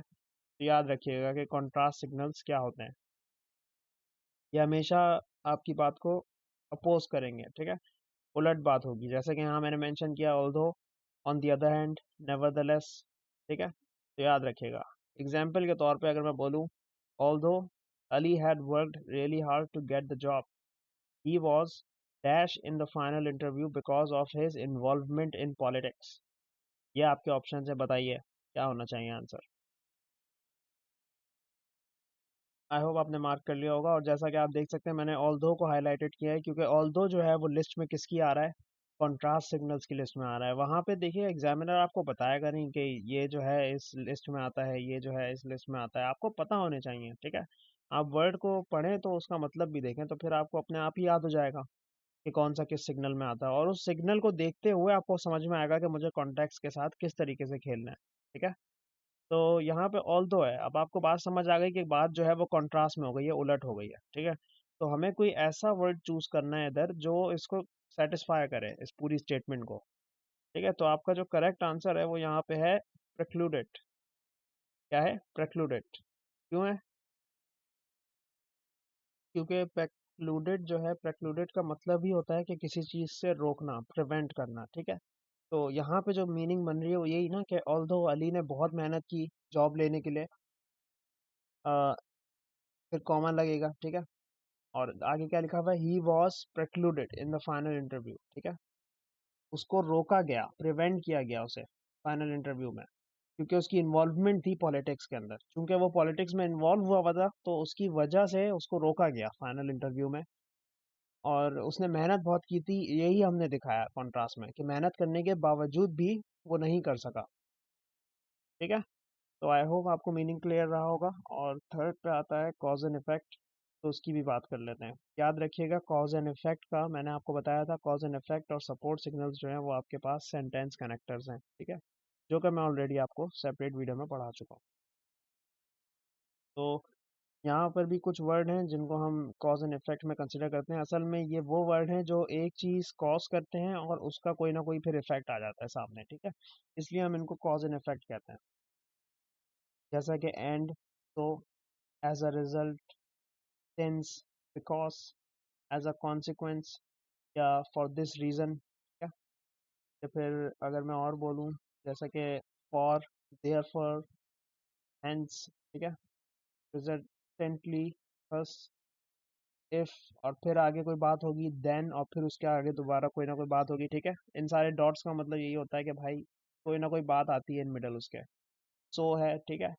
इस तरह के वर्ड्स हैं जो सारे कॉज एंड इफेक्ट में लाया करते हैं, ठीक है। इसकी एग्जांपल आप ये ले सकते हैं कि since government had dash the use of LED signs, all the electric billboards were removed from the street light poles. Example आपको समझ आ गई आई होप। और यहाँ पे देखिए ऑप्शंस गिवन है, आंसर मार्क करिए। अलाउड, डिबार्ड, कन्फर्ड, सर्टिफाइड, क्या होगा आंसर? तो आई होप आपने अपना आंसर मार्क कर लिया होगा। और इसका आंसर जो है वो एक्चुअली ऑप्शन नंबर बी की प्रोनाउंसिएशन आप एक्चुअली कंफर्म कर लीजिएगा, मेरे तो जहन में नहीं है क्योंकि वर्ड्स बहुत सारे होते हैं। खैर, यहाँ पे जो वर्ड की मीनिंग है वो ये है कि किसी को लाइक प्रोहिबिट, यहाँ पे लिखा हुआ है ना, एक्सक्लूड और prohibit someone officially from doing something, किसी चीज़ से रोकना, ठीक है। तो सिंस गवर्नमेंट हैड, यानी गवर्नमेंट ने को रोका यूज ऑफ एलईडी साइंस, तो जितने भी इलेक्ट्रिक बिल बोर्ड्स थे वो रिमूव हो गए स्ट्रीट लाइट पोल, उसका रिजल्ट ये बना। तो मैंने जैसा कि आपको बताया था कि एक चीज कॉज है, यहाँ पे कॉज क्या है, गवर्नमेंट ने यूज ऑफ एलईडी साइंस को रोक दिया, ये कॉज है। इसका इफेक्ट क्या बना कि इलेक्ट्रिक बिल बोर्ड्स थे वो रिमूव हो गए, ठीक है। तो कॉज एंड इफेक्ट वाला गेम आपको कैसे समझ आएगा कि आप यूज होता हुआ देखेंगे ना, शुरू में देखिए सिंस यूज हुआ है, ठीक है। तो सिंस के आने की वजह से आपको पता चला कि किस तरह आपको अपने कॉन्टेक्ट्स को समझना है, ठीक है। तो यहाँ पीछे देख लीजिए, ये पूरी लिस्ट है, चीज़ें हैं, ये मैं इसीलिए मेंशन कर रहा हूँ ताकि आप अपने पास भी नहीं, कौन सी चीज़ कहाँ लाया करती है, ठीक है। I hope that is clear. अब हम लोग आगे चलते हैं। और अब है हमारे पास नंबर फोर्थ, एपोजिशंस। एपोजिशंस हमारे पास वो वर्ड्स और फ्रेजेस होते हैं जो लाइक बिल्कुल नेक्स्ट टू, लाइक आमने सामने ही हो, और मेंशनड होते हैं वो, मतलब सामने ही, बिल्कुल। मैं शो करता हूँ एक मिनट आपको। और वो उसी वर्ड को वापस रीडिफाइन कर रहे होते हैं, ठीक है। मतलब एक वर्ड जो गिवन है उसी को थोड़ा सा रीडिफाइन कर देंगे वो। मैं एक मिनट दिखाता हूँ। एज एन एग्जाम्पल, जैसा कि अगर मैं बोलूँ many doctors avoid normal delivery at hospital and tend to do dash, बहुत सारे डॉक्टर्स जो हैं वो नॉर्मल डिलीवरी को हॉस्पिटल में रोक देते हैं और ये काम करते हैं, क्या काम करते हैं। और आगे कॉमा लगा के मैंने लिखा है an easy and time saving way. अब देखो जो वर्ड डैश में आना है ना, ये उसी को एक्सप्लेन कर रहा है, तो ये एपोजिशन है, ठीक है। अब बात समझ आई, मतलब उस वर्ड को, जो वर्ड डैश के अंदर आना है उसको एक्सप्लेन कर रही है ये बात, an easy and time saving way. यानी कोई चीज़ है जो इजी है और टाइम सेविंग वे, जिसको मतलब डॉक्टर्स परफॉर्म करते हैं, ठीक है, और नॉर्मल डिलीवरी को अवॉइड करते हैं, ठीक है। तो वो क्या चीज़ है, अब वो आपको पता करनी है, ठीक है। Time saving way of child birth bye surgery, ठीक है। हाँ, तो चाइल्ड बर्थ का ही कोई यहाँ पे है एक्चुअल प्रोसेस जो आपने ऐड करना है, वन वर्ड, ठीक है। और यहाँ आपका सेंटेंस कंप्लीट होता है। ये आपके पास ऑप्शंस हैं, अब आप बताइए क्या हो सकता है, ठीक है। बहुत हार्ड हार्ड के अंदर वोकेबलरी है, मुझे पता है। और आप ढूंढेंगे तो आपको मीनिंग क्लियर खुद ब खुद हो जाएगा। ठीक है, आई होप आपने अपना आंसर मार्क कर लिया होगा। यहाँ पे आपका आंसर ऑप्शन नंबर डी है, ठीक है, जो कि इसी तरीके का कोई प्रोसेस होगा, कोई तरीका होगा जिसके through like child birth bye surgery possible हो। ठीक है, तो इसको देखो, तुम बस मैं तुम्हें मतलब बताना चाह रहा हूँ एपोजिशन का यहाँ क्या मतलब हुआ। पूरा जो आपके पास सेंटेंस है, अगर आप मैनी से लेके सर्जरी तक पढ़ें तो आपके पास सेंटेंस जो है वो ब्लैंक तक खत्म हो गया, लेकिन ब्लैंक में जो वर्ड आना है ना, उसके बाद आप देखिए जो चीज़ लिखी हुई है, an easy and time saving way of child birth bye surgery. एक इजी और टाइम सेविंग वे होगा चाइल्ड बर्थ का बाय सर्जरी, तो सर्जरी के थ्रू, यानी उसी बात को एक्सप्लेन कर रहा है जो डैश में आनी है। ठीक है, तो इसको हम कह सकते हैं कि ये एपोजिशन के अंदर है। अब आपका सवाल ये होगा कि एपोजिशन कैसे आएगी, या तो वो इस तरह आ सकती है, ठीक है, या तो वो एक्चुअली उसके कुछ होते हैं फैक्टर्स में बता देता हूँ। एपोजिशनल टर्म्स और सिंबल्स की आइडेंटिफिकेशन की एक पूरी लिस्ट है, ठीक है, वो आप अपने पास लिख लीजिए। वैसे तो अगर आना हुआ तो इस तरह ही आएगा जैसे कि मैंने इस एमसीक्यू के अंदर शो किया है, ठीक है, ये नॉर्मल तरीका है। लेकिन अपोजिशन की चूंकि पूरी लिस्ट है, उसमें टर्म्स और सिंबल्स होते हैं, तो वो भी आप देख लीजिए। ठीक है, कॉमा से स्टार्ट होता है, comma, semicolon, colon, hyphen, parenthesis. Parenthesis दूसरा नाम होता है राउंड ब्रैकेट्स का। ठीक है, डिटर्मिनर आपके पास वो होते हैं जो कि डेमोन्स्ट्रेटिव वगैरह होते हैं ना, this, that, these and those, और इस तरह के बहुत सारे डिटर्मिनर होते हैं। ठीक है, वो बी वर्ब की फॉर्म्स। ठीक है, याद रखिएगा। तो एग्जामिनर जो है वो आपको कोई भी एपोजिशनल टर्म या सिंबल दे सकता है, और आपको सारे पता होने चाहिए। ठीक है, आप ये मत बोलिएगा कि मुझे ये पता है ये नहीं पता। ठीक है, कुछ भी हो सकता है। ये कॉमा वगैरह का क्यों मैंने यहाँ पे बताया, वो ऐसा भी कर सकते हैं कि वो आपको यहाँ पे सिर्फ कॉमा लगा दे और फिर बात करके बताए कोई, तो कॉमा इसलिए मैंने उसका पार्ट कंसिडर किया। ठीक है, वो सेमी कॉलन भी लगा सकता है, वो कुछ भी लगा के आपको बता सकता है कि आगे जो बात हो रही है वो इसी ब्लैंक वाले वर्ड की हो रही है। ठीक है, तो उसको हम अपोजिशन कंसिडर कर सकते हैं। आई होप आपके समझ में आया होगा कि मैं क्या कह रहा हूँ। फिर भी अगर तुम्हें बहुत ज़्यादा किसी को भी प्रॉब्लम हो तो मेरे ही लाइक चैनल बायो के ऊपर फेसबुक का लिंक गिवन होगा, तो वहाँ फेसबुक प्रोफाइल पे जाके आप चाहे मैसेज भी कर सकते हैं। ठीक है, या इंस्टाग्राम अकाउंट के थ्रू कांटेक्ट कर सकते हैं। ठीक है, मैं आपके सवालों का जवाब बिल्कुल दूंगा। तो अब हमने अपोजिशंस पे बात कर लिया, आई hope that is all clear. Resemblance technique, ठीक है, अब ये पूरा गेम जो था वो सारा ट्रांजिशनल डिवाइस का था, जो कि आई होप क्लियर रहा होगा। ठीक है, सेंटेंस कंप्लीशन थोड़ा सा बड़ा है एक्चुअली, बाकी के जो चीज़ें या फैक्टर्स हमें डिस्कस करने हैं वो थोड़े शॉर्ट हैं। ठीक है, सिर्फ सेंटेंस कंप्लीशन और सेंटेंस ट्रांसफॉर्मेशन, ये दो चीज़ें बहुत बड़ी होंगी, तो प्लीज़ आप थोड़ा सा अटेंटिव रहिएगा।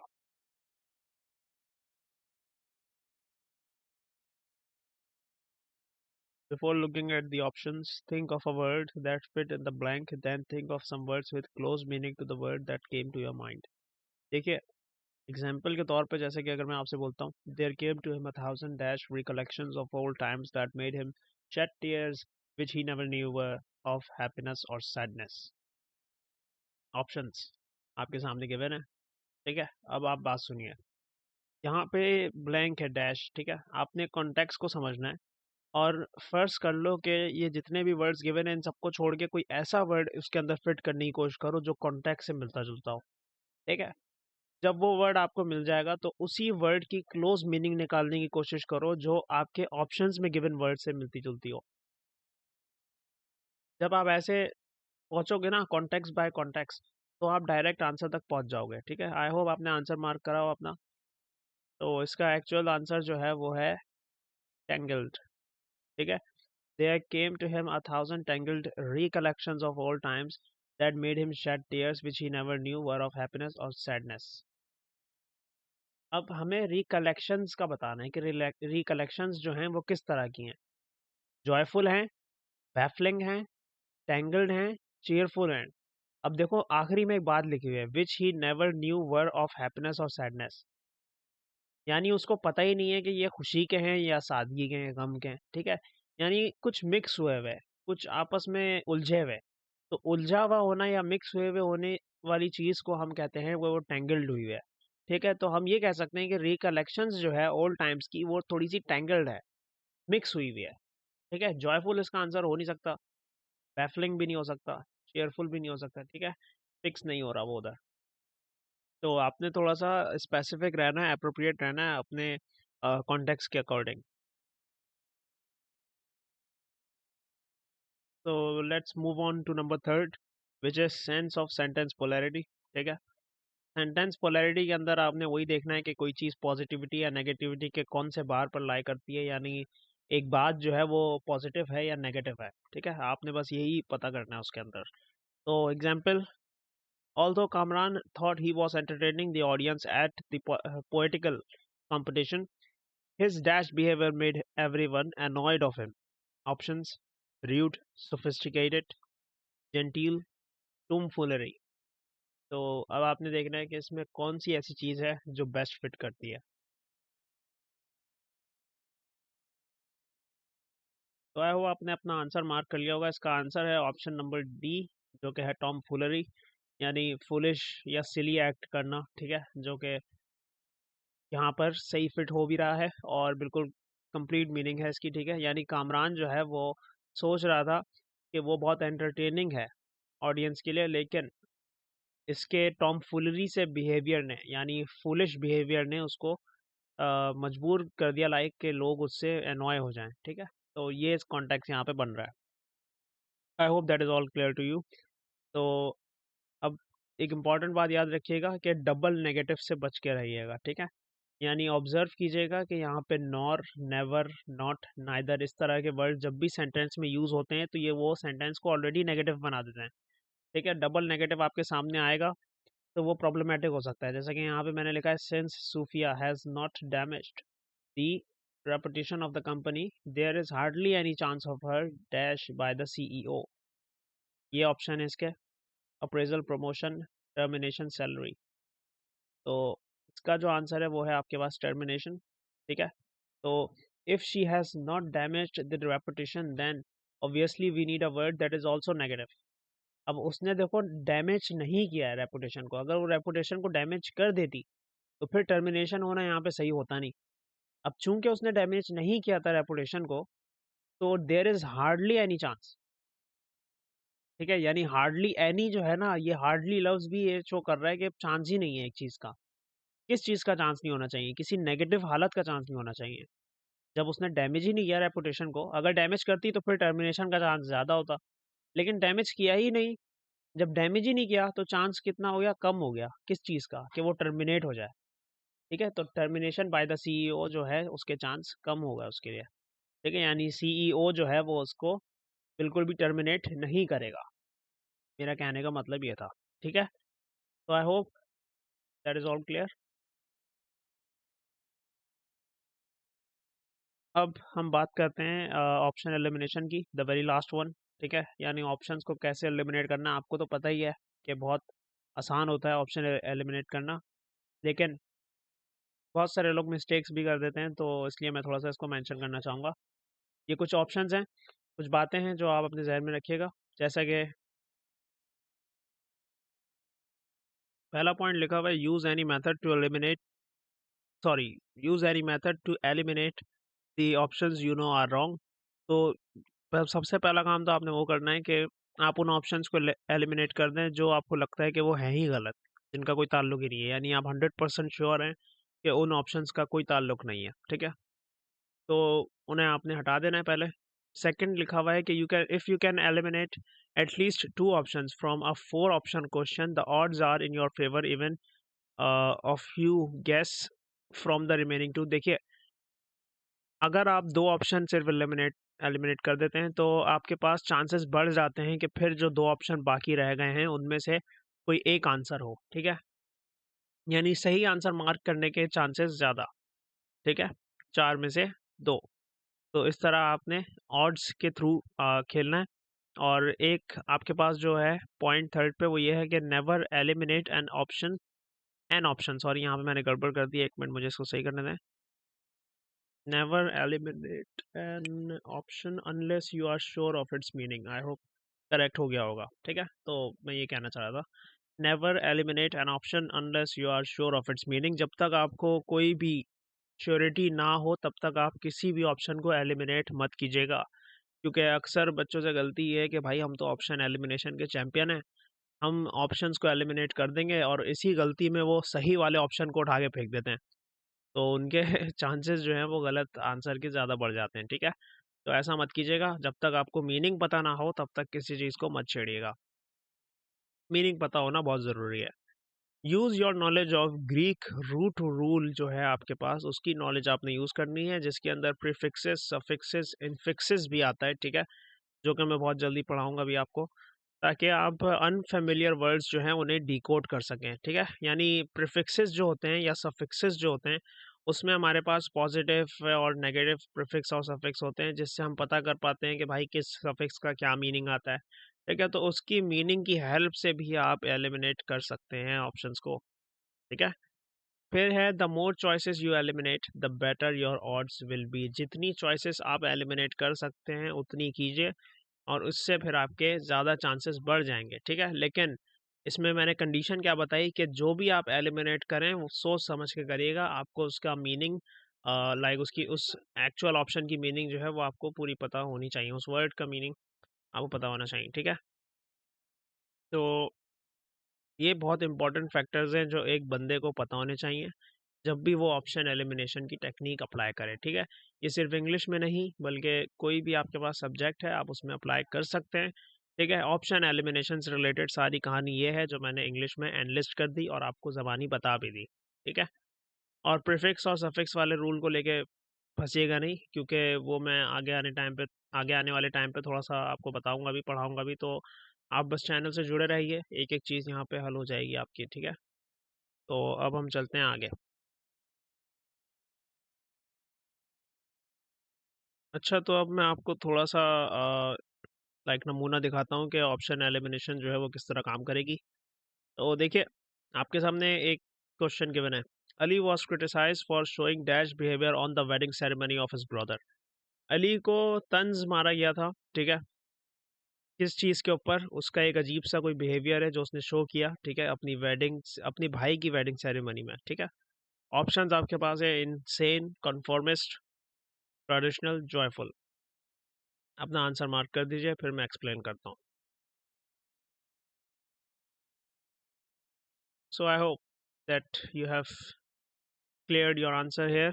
तो अब मैं आपको बताता हूँ, आपका आंसर इनसेन होगा, ठीक है? और इधर हमने ऑप्शन एलिमिनेशन कैसे लाइक अप्लाई किया। देखिए, किसी भी वेडिंग सेरेमनी के अंदर अगर आप जॉयफुल या ट्रेडिशनल होते हैं, ठीक है, तो उसमें आपको क्रिटिसिज्म नहीं आएगा, क्योंकि जाहिर है अली का भाई है। अब अपने भाई की वेडिंग सेरेमनी में अगर वो खुश है या थोड़ा सा ट्रेडिशनल है, रस्मी है, तो इससे उसको नहीं पड़ेगा कोई क्रिटिसिज्म। तो आप थोड़ा बहुत दिमाग लगा के इन दो ऑप्शंस को एलिमिनेट कर सकते हैं, ठीक है? तो अब आपके पास रह जाते हैं ऑड्स बाय टू, ठीक है? यानी दो ऑप्शंस आपके पास रह जाते हैं। तो अगर आप इन दो ऑप्शंस को देखें, इनसेन और कन्फॉर्मिस्ट, तो इनसेन होना, इनसेन किसी चीज में भी होना, इनसेन का मतलब होता है पागल हो जाना, एक चीज को पूरा एक्सट्रीम तक ले जाना, ठीक है? अब जैसे कि वहां पे कोई बंदा नॉर्मल खड़ा हुआ है, सिंगिंग कर रहा है या कुछ और, जैसे कहीं पे भी कुछ खड़ा होकर कुछ कुछ भी कर रहा है नॉर्मल, तो अब वहां पे अली भाई साहब भंगड़े मारना शुरू हो जाए, ठीक है? अली भाई साहब प्लेटें पटकना शुरू हो जाए, तो ये वो इंसेन हो गए। आप चीज समझ रहे हो जो मैं समझाना चाह रहा हूँ, ठीक है? तो इंसेन का लेवल ऐसा है जो जिसकी वजह से उसको क्रिटिसिज्म आ सकता है, ठीक है? तो उस क्रिटिसिज्म को डील करने के लिए हम ये कह सकते हैं कि यहाँ पे जो एक्चुअल अप्रोप्रिएट ऑप्शन है वो इंसेन है, भले आपको कन्फॉर्मिस्ट की मीनिंग ना आती हो, ठीक है? तो जाहिर है आपने ब्लाइंड एरोस तो शूट नहीं करने, ठीक है? अगर आपको आंसर पता है तो ठीक, वरना फिर जाहिर है ब्लाइंड एरो ही आपके पास ऑप्शन आखिरी बच जाता है शूट करने वाला। तो आपको पता चला, मतलब सिर्फ दो ऑप्शन एलिमिनेट करने से आपके पास चांसेस बढ़ गए, आपके 90% ऑड्स हो गए, ठीक है, फेवर में। तो इस चीज़ को थोड़ा सा समझिए। ऑप्शन एलिमिनेशन इज इम्पॉर्टेंट, लेकिन ये टेक्निक उतनी खतरनाक भी है, ठीक है? आपको जो फैसला उठाना है बहुत सोच समझ के उठाना है। मैंने आपको बहुत सारी टेक्निक सब सिखा दी हैं, बता दी हैं, ठीक है? अब आपके ऊपर है कि आप किसको कैसे यूज़ करते हैं। तो आई होप यहाँ तक चीज़ें आपको समझ आई होंगी। फाइनली अब हम पहुँच चुके हैं सेंटेंस करेक्शन के ऊपर, ठीक है? सबसे ज़्यादा इम्पोर्टेंट पार्ट पूरी वीडियो का, ठीक है? क्योंकि ये वो पार्ट है जो सबसे ज़्यादा आएगा पेपर के अंदर, ठीक है? और यही वो पार्ट है जो आपको पेपर में 100% दिखेगा। शायद सेंटेंस कंप्लीशन आपको ना दिखे, शायद कोई और चीज़ आपको ना दिखे, लेकिन सेंटेंस करेक्शन आपको दिखेगी, ठीक है? एम्प्टी कैट वाले जो भी हैं तो उनके लिए तो ये बहुत ज़्यादा लाइक डबल टिक्ड है ये वाला एरिया। अब ज़्यादा अटेंटिव हो जाइए प्लीज़, ज़्यादा बड़ा नहीं है ये, छोटा है।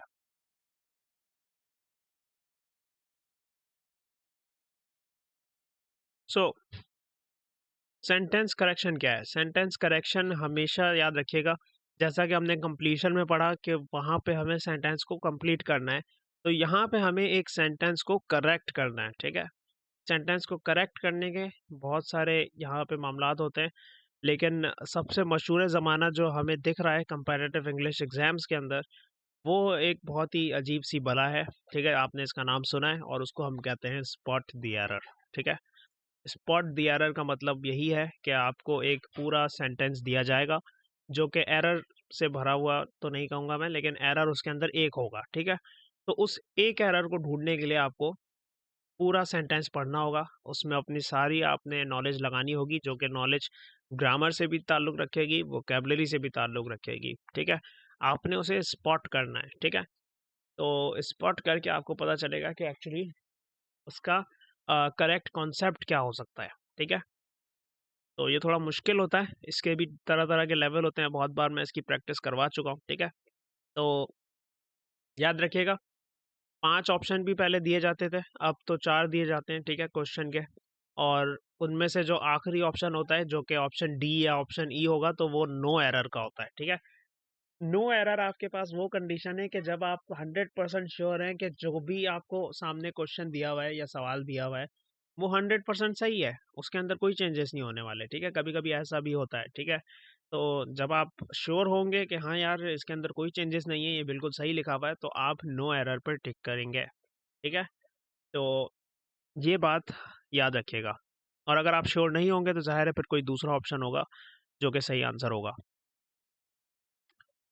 मैं आपको दिखा देता हूँ कि अब इम्पोर्टेंट बात इससे रिलेटेड क्या पता होनी चाहिए आपको, ठीक है? तो अब हमारे पास 15 जनरल रूल्स होते हैं एरर डिटेक्शन और डिटर्मिनेशन के, यानी स्पॉट द एरर में आपको 15 रूल ऐसे पता होने चाहिए, यानी उन्हें आपको चेक करना होगा सबसे पहले, फिर आप अपने अपनी कार्रवाई को पूरा स्टार्ट कर सकते हैं, ठीक है? ये रूल्स आपको पता होने चाहिए और ये सब नहीं पढ़ाता है भाई कोई भी, इसलिए प्लीज़ इसको नोट डाउन कर लीजिएगा, ये आपके बहुत काम आएगा।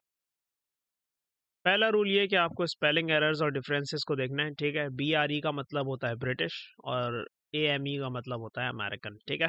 ब्रिटिश और अमेरिकन के कुछ स्पेलिंग एरर्स और डिफरेंसेस होते हैं, तो वो आप देख लीजिएगा। ऐसा ना हो कि वहाँ पर ब्रिटिश में कुछ लिखा हुआ हो, आप समझे नहीं आ रही है तो गड़बड़ है, और एक्चुअल में वो गड़बड़ ना हो, ठीक है?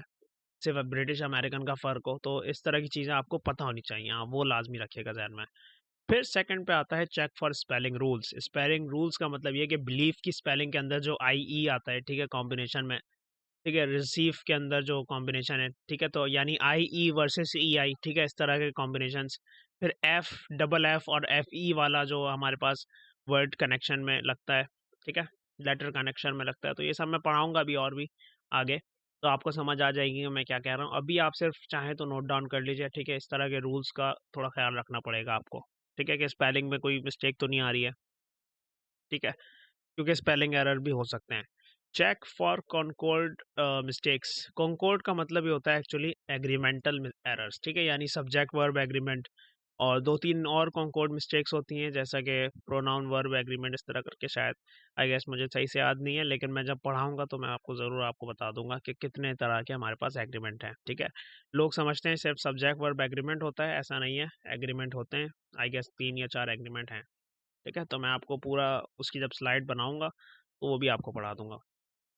फोर्थ पे आता है check for symbolic grammar. Symbolic grammar हमारे पास मशहूर ज़माना एक टॉपिक है पंक्चुएशन का, ठीक है? तो आपको पंक्चुएशन लाजमी चेक करनी है कि कहीं पे कोई पंक्चुएशन मिस्टेक तो नहीं है, कहीं ऐसा तो नहीं कि जो स्टार्टिंग का वर्ड का लेटर है वो शॉर्ट में लिखा हुआ है, कैपिटलाइजेशन नहीं हुई, ठीक है? तो कैपिटलाइजेशन का भी ख्याल रखना है, ठीक है? पंक्चुएशन के अंदर ही आता है वो। मैंने यहाँ पे मेंशन भी कर दिया, चेक फॉर कैपिटलाइजेशन एरर्स और प्रॉपर नाउन्स एंड मोर, ठीक है, यानी प्रॉपर नाउन्स वगैरह और इस तरह के और भी 2-3 चीज़ें होती हैं जिनमें हमें ख्याल रखना होता है कि कौन सी चीज़ में कौन सा लेटर जो है हमारे पास फर्स्ट लेटर होता है वो कैपिटल होता है, ठीक है? तो इस तरह के कुछ मामलात होते हैं जिनका हमें ख्याल रखना है। Check for the correct usage of homophones. ठीक है, होमोफोन्स भी कहते हैं, ठीक है। तो होमोफोन्स जो हैं हमारे पास, उनके करेक्ट यूजेज को हमें चेक करना है। होमोफोन्स हमारे पास वो वर्ड्स होते हैं जो सेम साउंड के होते हैं लेकिन उनकी मीनिंग डिफरेंट होती है, ठीक है। फॉर एग्जाम्पल, अगर मैं कहना चाहूँ देयर एंड देयर, ठीक है, अब यहाँ पे एक वो देयर है जिसका मतलब होता है वहाँ, और जो दूसरा वाला देयर है, THEIR वाला, वो होता है दे के ही मतलब पोजेसिव फॉर्म जो होती है, ठीक है, वो उस सेंस में है। तो प्रोनाउंसिएशन दोनों की देखिए सेम है, साउंड सेम है, लेकिन मीनिंग डिफरेंट है। और सिक्स्थ पे है हमारे पास ensure that sentences are complete. कभी कभी ऐसा भी होता है कि सेंटेंस ही कंप्लीट नहीं होता, और मैंने आपको बताया था कि जब भी सेंटेंस कंप्लीट नहीं होता तो या तो वो फ्रेजल वाला केस आ जाता है, ठीक है, यानी फ्रेज का केस आ जाता है, या फिर वो एक डिपेंडेंट क्लॉज होगा, ठीक है, यानी सब्जेक्ट वर्ब प्रेजेंट होंगे लेकिन सेंस कंप्लीट नहीं होगा, ठीक है। तो डिपेंड करता है कि किस तरीके का आपको सेंटेंस दिया हुआ है, ठीक है। ये 6 रूल आप याद रखिएगा, 15 टोटल रूल हैं, बाकी के रूल मैं और आपको बता रहा हूँ अभी। तो नंबर 7 पे है चेक फॉर सेंटेंस फ्रेगमेंट और रन ऑन सेंटेंसेस और कॉमा स्प्लाइस। तो रन ऑन और कॉमा स्प्लाइस तो मैंने अभी नहीं पढ़ा है, मैं आपको बताऊंगा अलग से, ठीक है।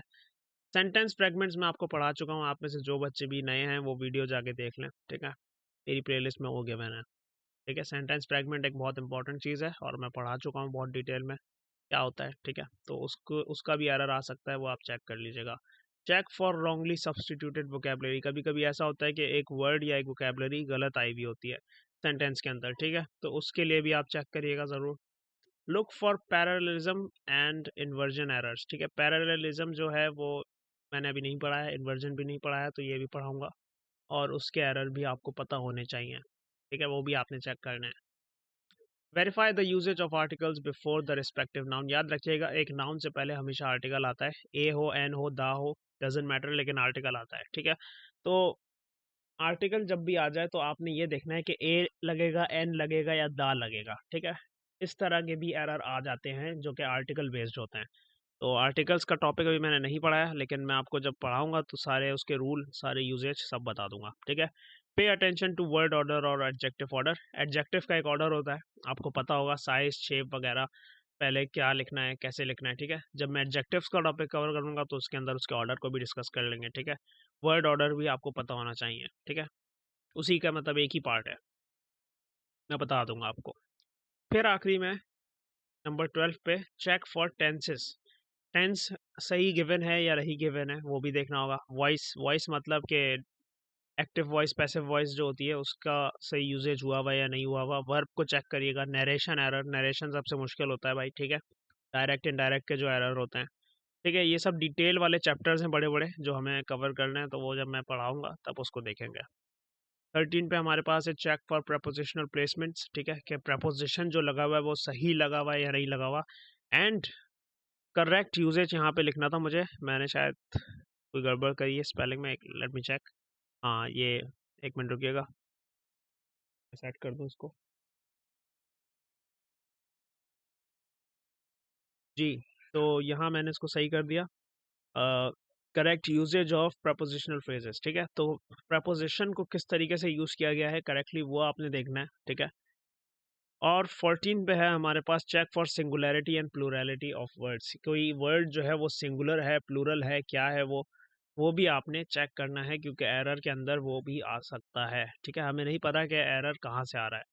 और सबसे आखिरी में आपको चेक करना पड़ेगा इडियोमैटिक फ्रेजेस को, ठीक है। कुछ चीज़ें इडियम बेस्ड होती हैं, कॉलिक्वल्स हमारे पास वो होते हैं कि जैसे डू द डिशेस हम लोग बोलते हैं ना, तो ये कॉलिक्वल है, ठीक है। कॉलिक्वल एक्सप्रेशंस भी होते हैं हमारे पास। तो अ, इस तरह की चीज़ें आपने चेक करनी है टोटल ओवरऑल, ठीक है। तो ये आपके पास टोटल 15 रूल्स हैं, ठीक है।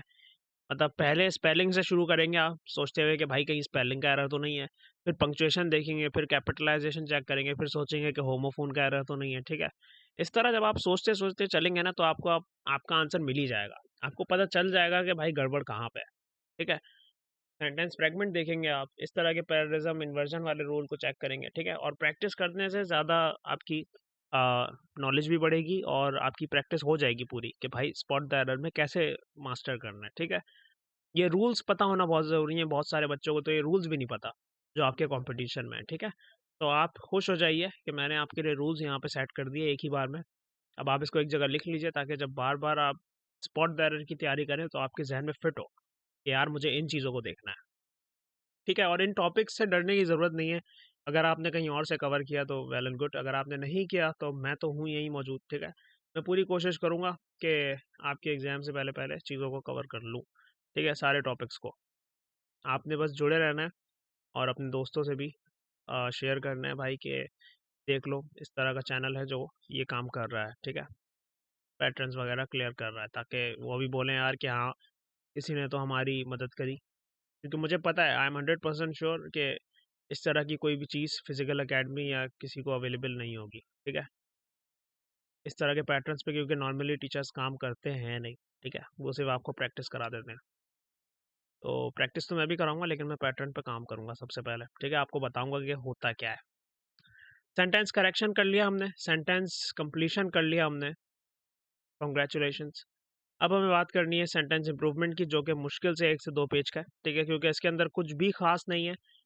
सेंटेंस इंप्रूवमेंट आपके सिलेबस का हिस्सा नहीं है। सबसे पहली बात, अगर आप एमडी कैट स्टूडेंट हैं तो आपके सिलेबस का अभी तक तो ये हिस्सा नहीं है। मुझे नहीं पता कि 2025 के बाद क्या होगा, ठीक है? या क्या पता 2025 में ही अभी कुछ रिलीज हो जाए कि भाई सेंटेंस इंप्रूवमेंट पार्ट है, ठीक है? तो खैर मैं यहाँ पे कवर करूँगा, इसको बता देता हूँ। इसमें भी कुछ खास बात ऐसी है नहीं, डिटेल, ठीक है? सेंटेंस इंप्रूवमेंट में सिर्फ ये फ़र्क होता है कि आपको एक क्वेश्चन दे दिया जाएगा, ठीक है? और आपसे लाइक उसको अंडरलाइन कर देंगे वो, जैसे यहाँ पे वर्ड को मैंने अंडरलाइन किया, और आपसे बोलेंगे कि इनमें से अब आप बताइए कि कौन सा जो ऑप्शन है वो सही है, ठीक है? यानी कहीं रिप्लेसमेंट होनी है या नहीं होनी है। और डी या जो भी आपके पास आखिरी ऑप्शन होगा वो उसमें यही होगा, जैसे वहाँ पे नो एरर था वैसे ही यहाँ पे नो इम्प्रूवमेंट होगा, ठीक है? यानी जो भी मैंने सेंटेंस करेक्शन के अंदर बताया ना, स्पॉट द एरर के जो रूल्स पढ़ा है वो मैंने यहाँ भी लाइक अप्लाई करता हूँ मैं, ठीक है? तो अगर आप स्पॉट द एरर के रूल्स कर देते हैं तो आपको दोनों जगह फ़ायदा हो जाएगा, सेंटेंस करेक्शन में भी और सेंटेंस इम्प्रूवमेंट में भी। सिर्फ सवाल पूछने का तरीका थोड़ा सा डिफरेंट होता है, ठीक है? तो यहाँ पे जैसा कि आप देख सकते हैं, मिस्टेकन वर्ड जो है वो बिल्कुल ठीक है, इसलिए हमने नो इम्प्रूवमेंट पर टिक लगा दिया, ठीक है? क्योंकि मिस्टेकन यहाँ पे बिल्कुल सही है। ऑप्शन ए मिस्टुक है, जो कि सही नहीं है, ठीक है? बी आपके पास मिसटेकन है, ठीक है? मिसटेकन का मतलब समझ रहे हैं आप? मिस का मतलब कि खवातीन है कोई, ठीक है? और उसको ले लिया है, मिस को टेकन कर लिया है, ठीक है? तो ये तो बहुत ही मसला हो जाएगा फिर, ऐसा बिल्कुल नहीं करेंगे हम। सी पे हमारे पास मिसटेकिंग है, ठीक है? तो इस तरह की चीज़ें फॉर्म यहाँ पे अप्रोप्रिएट नहीं है, ठीक है? इसको लिख लीजिए अपने पास, और इसकी डेप्थ में आप खुद जाना चाहें तो चले जाइएगा। मैं चाह रहा हूँ कि आप बेसिक बातें, मेन बातें समझ लें। सेंटेंस इंप्रूवमेंट आपका वैसे पार्ट तो है नहीं जो आपको कवर करना है, ठीक है? फिलहाल अब जो बात है वो वैसे तो आपको कवर नहीं करनी, ठीक है? सेंटेंस ट्रांसफॉर्मेशन भी आपके कोर्स का हिस्सा नहीं है, लेकिन लेकिन मैं बिल्कुल पढ़ाऊंगा, और इसके अंदर कुछ ऐसी चीज़ें हैं जो बिल्कुल समझने लायक हैं। अगर आपको लगता है कि भाई मैं अपने फाउंडेशन को स्ट्रॉन्ग स्ट्रॉन्ग करना चाहता हूँ या चाहती हूँ, मैं अपने बेसिक्स को लाइक सेट करना चाहता हूँ या चाहती हूँ, ठीक है? तो फिर आप बिल्कुल इसको देखिए और इसको कवर कीजिए, क्योंकि इसमें शायद मे बी पॉसिबल हमें थोड़ा सा और टाइम लगेगा। ये सेंटेंस कंप्लीशन से ज़्यादा बड़ा है, ठीक है? मैं कोशिश कर रहा हूँ कि इसको भी तेज़ी तेज़ी से बता दूँ आपको, लेकिन अगर आप देखना चाहें तो देखिए, वरना मत देखिए, ठीक है? क्योंकि मुझे नहीं पता कि अभी आप किस मोमेंट पे देख रहे हैं। मे बी पॉसिबल आप बहुत ज़्यादा आपके पास कम टाइम हो, तो फिर मैं आपको रिकमेंड नहीं करूँगा, ठीक है? जब आपके एक चीज़ सिलेबस का ही पार्ट नहीं है तो आप इतने कम टाइम के अंदर क्यों उसको कवर करेंगे? आप अपने लिए नुकसान करेंगे, ठीक है? आप अपना फ़ायदा देखिए, और बाद में भले कर लीजिएगा अगर आप इंग्लिश को पक्का करना चाहें, ठीक है? इंग्लिश को पक्का करने के लिए तो बहुत कुछ पढ़ना पड़ेगा, ठीक है? तो सेंटेंस ट्रांसफॉर्मेशन, या दूसरे लफ्ज़ों में सेंटेंस पोलैरिटी, ठीक है? एक ही बात है, लेकिन नाम में इसका मतलब छुपा है, जैसे पीछे मतलब छुपा हुआ था। सेंटेंस करेक्शन में हमें सेंटेंस को करेक्ट करना था, सेंटेंस कंप्लीशन में हमें सेंटेंस को कंप्लीट करना था, सेंटेंस इंप्रूवमेंट में हमें सेंटेंस को इम्प्रूव करना था या मॉडिफाई करना था। तो सेंटेंस ट्रांसफॉर्मेशन में ऑब्वियसली हमें सेंटेंस को ट्रांसफॉर्म करना होगा, ठीक है? एक दूसरी चीज़ के अंदर। और इसको हम सेंटेंस पोलैरिटी इसलिए कहते हैं क्योंकि इसमें सेंटेंस का मतलब जो पॉजिटिविटी या नेगेटिविटी वाला बार होता है वो भी चेंज होता है, ठीक है? तो इसके ऊपर हम अभी डिटेल में बात करते हैं। Please give me a second.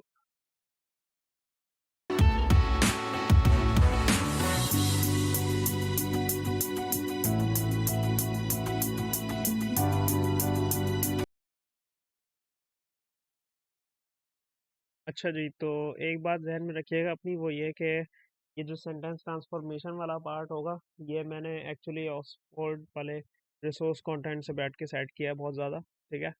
ताकि आपको एक अच्छा प्रीमियम कंटेंट मिल पाए। तो इसको भी लाजमी अपने नोट्स में ऐड करिएगा, ताकि आपके जो इंग्लिश के बेसिक मामलात हैं, जितने भी फाउंडेशन है, वो स्ट्रांग हो सके। ठीक है, तो सबसे पहले डेफिनेशन आपके सामने गिवन है। Transformation is a method of expressing the same idea, meaning और concept in a different grammatical form. ठीक है, एक डिफरेंट तरीके से किसी भी सेम आइडिया को एक्सप्रेस करने को ही हम ट्रांसफॉर्मेशन कहते हैं। ठीक है, यानी सिर्फ उसकी ग्रामेटिकल फॉर्म को हम ट्रांसफॉर्म कर देंगे, बाकी उसके अंदर मौजूद जो उसकी मीनिंग होगी या आइडिया होगा वो बिल्कुल सेम रहेगा। ठीक है, जब भी सेंटेंसेस को एक से दूसरे सेंटेंस में ट्रांसफॉर्म किया जाता है, तो उनका एसेंशियल मीनिंग जो होता है वो कभी भी चेंज नहीं होता। ठीक है, ये बात ध्यान में रखिएगा। यानी ट्रांसफॉर्म सिर्फ ग्रामेटिकल फॉर्म होगी, मीनिंग वैसे का वैसे ही रहेगा। तो मैंने क्या लिखा है यहाँ पे, when sentences are transform from one type to another, their essential meaning does not change but the range and variety of sentence forms and structures reduce. ठीक है, मैं हाईलाइट कर रहा हूँ स्पेशली कलर में, ताकि आप समझ सकें कि मेन गेम क्या है। ठीक है, reduce the monotony of a repetitive style. तो सेंटेंस ट्रांसफॉर्मेशन का यहाँ पे जो मेन पर्पस है वो सिर्फ रिपीटिशन को रिड्यूस करना है। ठीक है, यही इसका मेन पर्पस है सेंटेंस ट्रांसफॉर्मेशन का, कि किसी तरीके से ये जो रेपिटेटिव स्टाइल है इसको रिड्यूस करा जाए, खत्म किया जाए। ठीक है, और यही वजह है कि इसकी मीनिंग कभी चेंज नहीं होती, लेकिन ग्रामेटिकल फॉर्म जो है वो चेंज हो जाती है। ठीक है, तो ये बहुत इंपॉर्टेंट बातें हैं, ध्यान में रखिएगा। मैं इसका एमसीक्यू भी बनाऊंगा, ठीक है, और चैनल कम्युनिटी पर डालूंगा, तो लाजमी ध्यान में रखिएगा।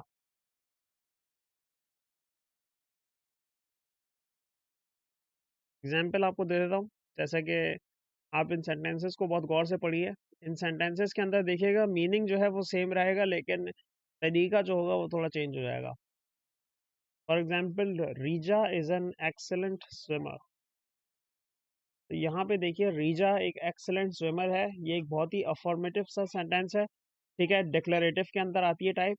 और अगर मैं इसको स्ट्रक्चर वाइज देखूँ तो ये एक सिंपल सेंटेंस है। अब कोई भी बंदा समझ नहीं पा रहा होगा कि सिंपल सेंटेंस क्या होता है या फॉर्मेटिव क्या होता है। ठीक है, तो ये सब समझने के लिए मैंने आपको जैसा कि बताया कि सेंटेंस बेसिक्स वाली मेरी एक वीडियो है, तो वो देखना बहुत ज़रूरी है। ठीक है, अब मैं जो शुरू में एक बात कर रहा था कि कोई भी अगर डायरेक्टली ये वीडियो देख रहा है तो उसको मेरी बातें समझ नहीं आएंगी, उसको पहले वो वाली वीडियो देखनी होगी। ठीक है, उसके अंदर मैंने simple sentence, compound sentence, complex sentence और अफॉर्मेटिव, डिक्लेरेटिव, इस तरह की सारी चीज़ें मैंने बताई हुई है। ठीक है, तो वो वीडियो आप देख लीजिएगा। और सेंटेंस जो ए वाला था वो आई होप आपको समझ आया होगा। अब इसको ही आप देखिए बी में मैंने थोड़ा सा चेंज किया है। Riza is the girl who is an excellent swimmer, तो यहाँ पे हु जो है वो आपका रिलेटिव प्रोनाउन है। ठीक है, और इससे आप पूरी तरीके से लाइक अंदाज़ा लगा सकते हैं। अगर आपने मेरा पुराना लेक्चर लिया है तो उसके अंदर मैंने बताया था आपको कि जब भी आपके पास हु हो जो कि रिलेटिव प्रोनाउन है, ठीक है, या आपके पास कोई भी सबऑर्डिनेटिंग कंजंक्शन हो, तो हम ये क्या बात कहते हैं कि सबऑर्डिनेटिंग कंजंक्शन और आपके पास जो जो भी आपके पास सबऑर्डिनेट कंजंक्शन के साथ साथ आपके जो भी लाइक रिलेटिव प्रोनाउन यूज होता है, रिलेटिव प्रोनाउन में कुछ भी आ सकता है। ठीक है, who, what, that, doesn't matter. ठीक है, तो वो सब कंसिडर होते हैं कि वो कॉम्प्लेक्स सेंटेंसेस का पार्ट है। ठीक है, तो ये बात आपने याद रखनी है। ठीक है, तो यहाँ मैंने, आप देख सकते हैं, मेंशन किया हुआ है बिल्कुल इंग्लिश के अंदर भी कि सबऑर्डिनेटिंग कंजंक्शन और रिलेटिव प्रोनाउन ही हैं जो कॉम्प्लेक्स सेंटेंसेस में काउंट होते हैं। ठीक है, तो अब हम आगे चलते हैं, और दो सेंटेंस और हैं, जैसे कि isn't Riza an excellent swimmer. अब यहाँ मैंने सवालिया वे में पूछा है। ठीक है, लेकिन बात वही है कि मुझे पता है कि रीजा जो है वो एक्सलेंट स्विमर है, तो ये एक सिंपल सेंटेंस है, लेकिन इस बार अफॉर्मेटिव डिक्लेरेटिव नहीं है, इस बार अफॉर्मेटिव इंटेरोगेटिव है। ठीक है, यानी सेंटेंस एक पॉजिटिव सेंटेंस है, क्योंकि मैंने आपको बताया सेंटेंस पोलैरिटी भी इसका दूसरा नाम है सेंटेंस ट्रांसफॉर्मेशन का। तो जहाँ पोलैरिटी वाइज पॉजिटिव है, लेकिन स्ट्रक्चर वाइज सिंपल सेंटेंस है। ठीक है, और इंटेरोगेटिव मैनर में पूछा गया है। और इसी तरह what an excellent swimmer Riza is, तो यहाँ पे ये एफर्मेटिव और एक्सक्लेमेटरी बेस्ड मैनर में पूछा गया है, लेकिन स्ट्रक्चर वाइज सिंपल सेंटेंस है। ठीक है, तो आप देख सकते हैं कि यहाँ पे मैंने सेंटेंस को कितने तरीकों में ट्रांसफॉर्म किया है। अगर मैं आपको पीछे दिखाऊं, तो पहला हमारे पास सिंपल सेंटेंस, फिर हमारे पास कॉम्प्लेक्स सेंटेंस। ठीक है, और ये अफॉर्मेटिव डिक्लेरेटिव में चल रहा था, लेकिन यहाँ पर हमारे पास अफॉर्मेटिव इंटेरोगेटिव में सिंपल सेंटेंस और अफॉर्मेटिव एक्सक्लेमेटरी में सिंपल सेंटेंस गिवन है। तो आई होप आपने देखा कि मीनिंग सेम रही। मीनिंग क्या थी कि रीजा एक एक्सेलेंट स्विमर है, बस थोड़ा सा उसका तरीका चेंज हो गया बोलने का, ठीक है, बात को कन्वे करने का हमारा थोड़ा सा जो तरीका है वो चेंज हुआ है, ठीक है। तो यहाँ मैंने वही बातें मेंशन कर दी हैं कि स्ट्रक्चर में भी चेंज आ सकता है और काइंड में भी चेंज आ सकता है, ठीक है। आपको सिर्फ ये बात याद रखनी है कि मीनिंग और आइडिया जो है वो हमेशा सेम रहता है सेंटेंस ट्रांसफॉर्मेशन में, ठीक है। तो आई hope that is all clear. अब मुझे बात करनी है ट्रांसफॉर्मेशन ट्रैक्स की, ठीक है, जो कि बहुत इंपॉर्टेंट है। ट्रांसफॉर्मेशन के 3 ट्रैक होते हैं। पहला ट्रैक आपके पास है स्ट्रक्चरल ट्रांसफॉर्मेशन, ठीक है। जब स्ट्रक्चर वाइज हमें चेंजेस करनी होंगी तो पहले हम सिंपल टू कंपाउंड जाएंगे, फिर कंपाउंड टू सिंपल जाएंगे, फिर सिंपल टू कॉम्प्लेक्स जाएंगे, फिर कॉम्प्लेक्स टू सिंपल जाएंगे, and at the very end compound to complex जाएंगे, ठीक है। यानी ये स्ट्रक्चर टू स्ट्रक्चर हमें चेंजेस करने होंगे, ट्रांसफॉर्मेशन करनी होगी, ठीक है। कैसे होगी, क्या टेक्निक्स हैं, क्या चीज़ें हैं, अभी हमें उन्हें डिस्कस करना है। बिल्कुल भी घबराना नहीं है क्योंकि मैं बहुत जल्दी जल्दी बताऊंगा आपको, ठीक है। ये बिल्कुल भी देखने में सिर्फ बड़ा लग रहा है, एक्चुअल में बड़ा है नहीं, ठीक है। तो जो दूसरा ट्रैक होगा ट्रांसफॉर्मेशन का वो होगा स्टेटमेंट ट्रांसफॉर्मेशन, ठीक है, जिसके अंदर हम अफॉर्मेटिव टू नेगेटिव जाएंगे, इंटेरोगेटिव टू डेक्लरेटिव जाएंगे, और फाइनली फिर हम एक्सक्लेमेटरी टू डेक्लरेटिव जाएंगे, ठीक है। डेक्लरेटिव का लफ्ज़ जब इस्तेमाल करूंगा तो इसका मतलब वो फिर अफॉर्मेटिव भी हो सकता है और नेगेटिव भी हो सकता है, जहन में रखिएगा, ठीक है। ये सब मैं पढ़ा चुका हूँ पहले भी। और सिंपल कंपाउंड क्या होता है, अफॉर्मेटिव नेगेटिव क्या होता है, ये आपको पता होना चाहिए। मैं आपको पहले ही बता चुका हूँ सेंटेंस बेसिक्स वाली क्लास में, ठीक है, इसलिए बोल रहा था वो क्लास मिस मत करना। तो खैर, ट्रांसफॉर्मेशन का जो तीसरा और आखिरी ट्रैक है वो है फंक्शनल ट्रांसफॉर्मेशन, ठीक है। फंक्शनल ट्रांसफॉर्मेशन के अंदर हमें सब्सटीट्यूशन करनी होगी एक पार्ट्स ऑफ स्पीच की, ठीक है। यानी एक पार्ट्स ऑफ स्पीच को चेंज करके उसको सब्सटीट्यूट के तौर पे फिर दूसरे वाले को इंट्रोड्यूस करवाना होगा, ठीक है। वो भी जब मैं डिटेल में बात करूंगा तो मैं आपको बता दूंगा। ये ओवरऑल सिनेरियो है आपके ट्रांसफॉर्मेशन ट्रैक्स का। एक छोटी सी बात और याद रखिएगा कि फंक्शनल ट्रांसफॉर्मेशन का दूसरा नाम होता है ग्रामेटिकल ट्रांसफॉर्मेशन, ठीक है। नाम आपको पता होने चाहिए क्योंकि कब कैसे कौन सी चीज़ सामने आ जाएगी हमें नहीं पता, हमें बस पक्की तैयारी करनी है, ठीक है। तो फंक्शनल ट्रांसफॉर्मेशन का दूसरा नाम होता है ग्रामेटिकल ट्रांसफॉर्मेशन, ठीक है। ये 3 ट्रांसफॉर्मेशन ट्रैक्स होते हैं जो आपको आने चाहिए, आपको पता होना चाहिए इनके बारे में, ठीक है। तो अब हम इनकी डिटेल के अंदर घुस के इनके मामलात को हल करेंगे। सबसे पहले सिंपल टू कंपाउंड, ठीक है। तो एक सिंपल सेंटेंस है उसे हमें कंपाउंड सेंटेंस में तब्दील करना है, ठीक है, चेंज करना है। तो कैसे होगा, कोऑर्डिनेट क्लॉज क्या होता है, ठीक है, मैं आपको दिखाता हूँ एग्जांपल। जैसा कि यहाँ लिखा है he is respected for his honesty, और एक जगह मैंने लिखा ही इज हॉनेस्ट, तो ही इज रिस्पेक्टेड। तो अब यहाँ पे गौर कीजिए आप कि ऊपर जो बात हो रही है वो सिंपल सेंटेंस की है क्योंकि उसके अंदर सिंपल सेंटेंस है, लेकिन नीचे जो बात हो रही है वो एक कंपाउंड सेंटेंस है। क्यों, क्योंकि आपके पास जो ये ही इज रिस्पेक्टेड वाला जो पार्ट है, सो ही इज रिस्पेक्टेड, ये आपका कोऑर्डिनेट क्लॉज कहलाएगा। कोऑर्डिनेट क्लॉज क्यों कहलाएगा, असल में इसके अंदर एक कोऑर्डिनेटिंग कंजंक्शन मौजूद है जो कि सो है, ठीक है। तो जहां कोऑर्डिनेटिंग कंजंक्शन आ जाएगा हम उस चीज को कोऑर्डिनेट क्लॉज कहते हैं, ठीक है। इस बात को ध्यान में रखिएगा। तो यहाँ मैं ये कह रहा था कि कोऑर्डिनेट क्लॉज वो है जो कोऑर्डिनेटिंग कंजंक्शन रखता हो अपने अंदर, ठीक है। तो आपको अब बात समझ आ गई होगी कि ऊपर वाला सिंपल क्यों है और नीचे वाला कंपाउंड क्यों है। तो इस तरह आप सिंपल टू कंपाउंड सेंटेंस में जा सकते हैं, ठीक है। तो अब आगे मूव करते हैं। अब इसी तरह कंपाउंड टू सिंपल, पहले सिंपल टू कंपाउंड जा रहे थे, अब कंपाउंड टू सिंपल, तो ये बिल्कुल उसका उलट ही है, ठीक है। अब पहले कंपाउंड सेंटेंस में हमें पता था कि कोऑर्डिनेटिंग कंजंक्शन यूज हो रहा है, अब सिंपल सेंटेंस में हमें उसको हटाना होगा, ठीक है। फॉर एग्जाम्पल जी, तो फॉर एग्जाम्पल जैसा कि मैंने यहाँ लिखा, you must not interrupt the speaker as this is rude, ठीक है। तो ये आपके पास एक कंपाउंड सेंटेंस है। क्यों, क्योंकि आप देख सकते हैं उसके अंदर हमारे पास you must not interrupt the speaker as this is rude, ठीक है, एज लिखा हुआ है, यूज हो रहा है, ठीक है। और यहाँ पे आप नीचे देख सकते हैं interrupting the speaker is rude, ठीक है। तो यहाँ पे हमने इंटरप्टिंग वर्ड जो है वो एज जेरेंड यूज किया है, तो ये आपके पास सिंपल सेंटेंस, ठीक है। दोनों में फर्क देख लीजिए किस तरह चेंज हो रहा है। हम जेरेंट या इन्फिनेटिव या प्रपोजिशनल फ्रेजेस के थ्रू भी चीज़ों को चेंज कर सकते हैं, ठीक है। सिर्फ कोऑर्डिनेट क्लॉज एक तरीका नहीं है, ठीक है। तो बात को समझिएगा और याद रखिएगा कैसे होगा काम।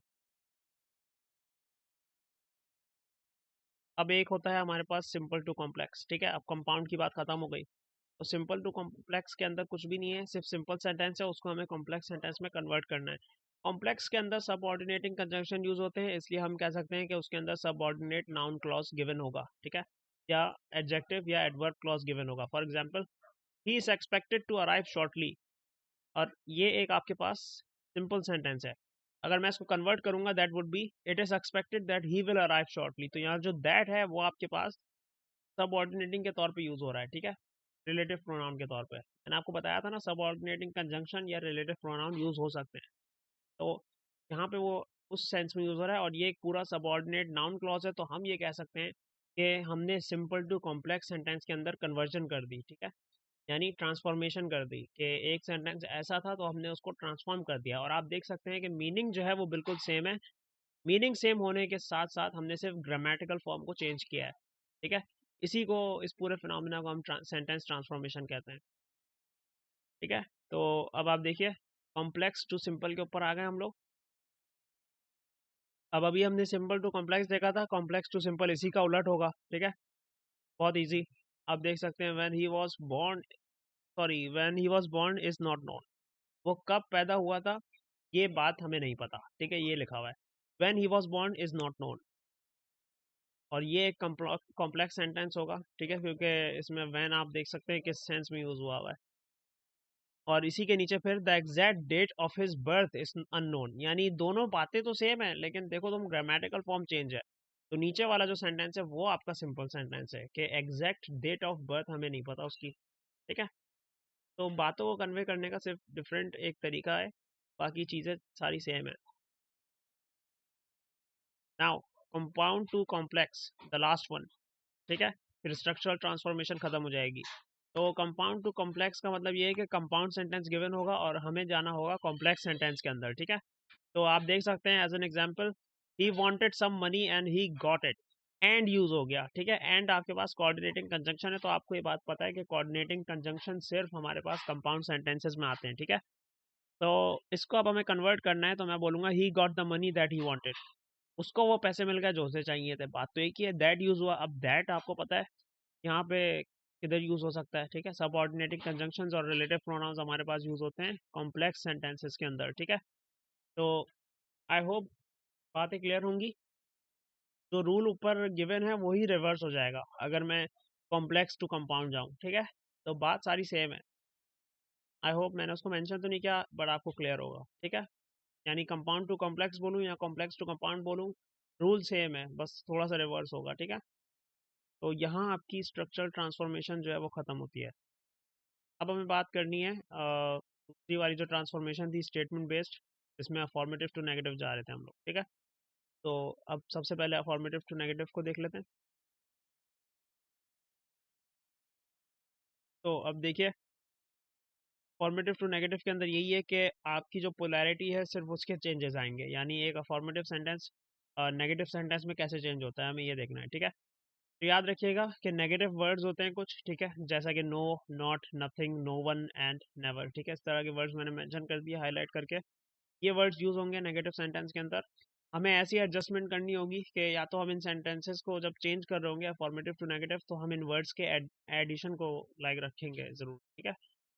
और अगर हम रिवर्स केस कर रहे होंगे तो हमें इन वर्ड्स को निकालना होगा। फॉर एग्जाम्पल, अगर मैं बोलता हूँ एक अफॉर्मेटिव सेंटेंस, तो वह नेगेटिव सेंटेंस से थोड़ा सा डिफरेंट होगा। For example, he is always late for class, वो हमेशा ही लेट होता है क्लास के लिए, सही है। और अगर मैं बोलूँ he is never on time for class, वो कभी भी टाइम पर नहीं आता क्लास में। अब मैं हमेशा बोल रहा हूँ he is always late for class, तो इसका मतलब ये है कि वो क्लास के लिए हमेशा लेट होता है, ये तो डायरेक्ट बात है। लेकिन अगर मैं बोल रहा हूँ कि वो कभी टाइम पे नहीं आता क्लास में, तो बात तो सेम हो गई ना। अगर वो कभी टाइम पे नहीं आता क्लास में, तो इसका मतलब इनडायरेक्ट वे में मैं यही बोल रहा हूँ कि वो लेट होता है क्लास के लिए। तो बात सेम है, लेकिन तरीका जो है कन्वे करने का वो डिफरेंट है, ठीक है। ग्रामेटिकल फॉर्म को हमने ट्रांसफॉर्म कर दिया। आई होप यहाँ तक बातें क्लियर होंगी।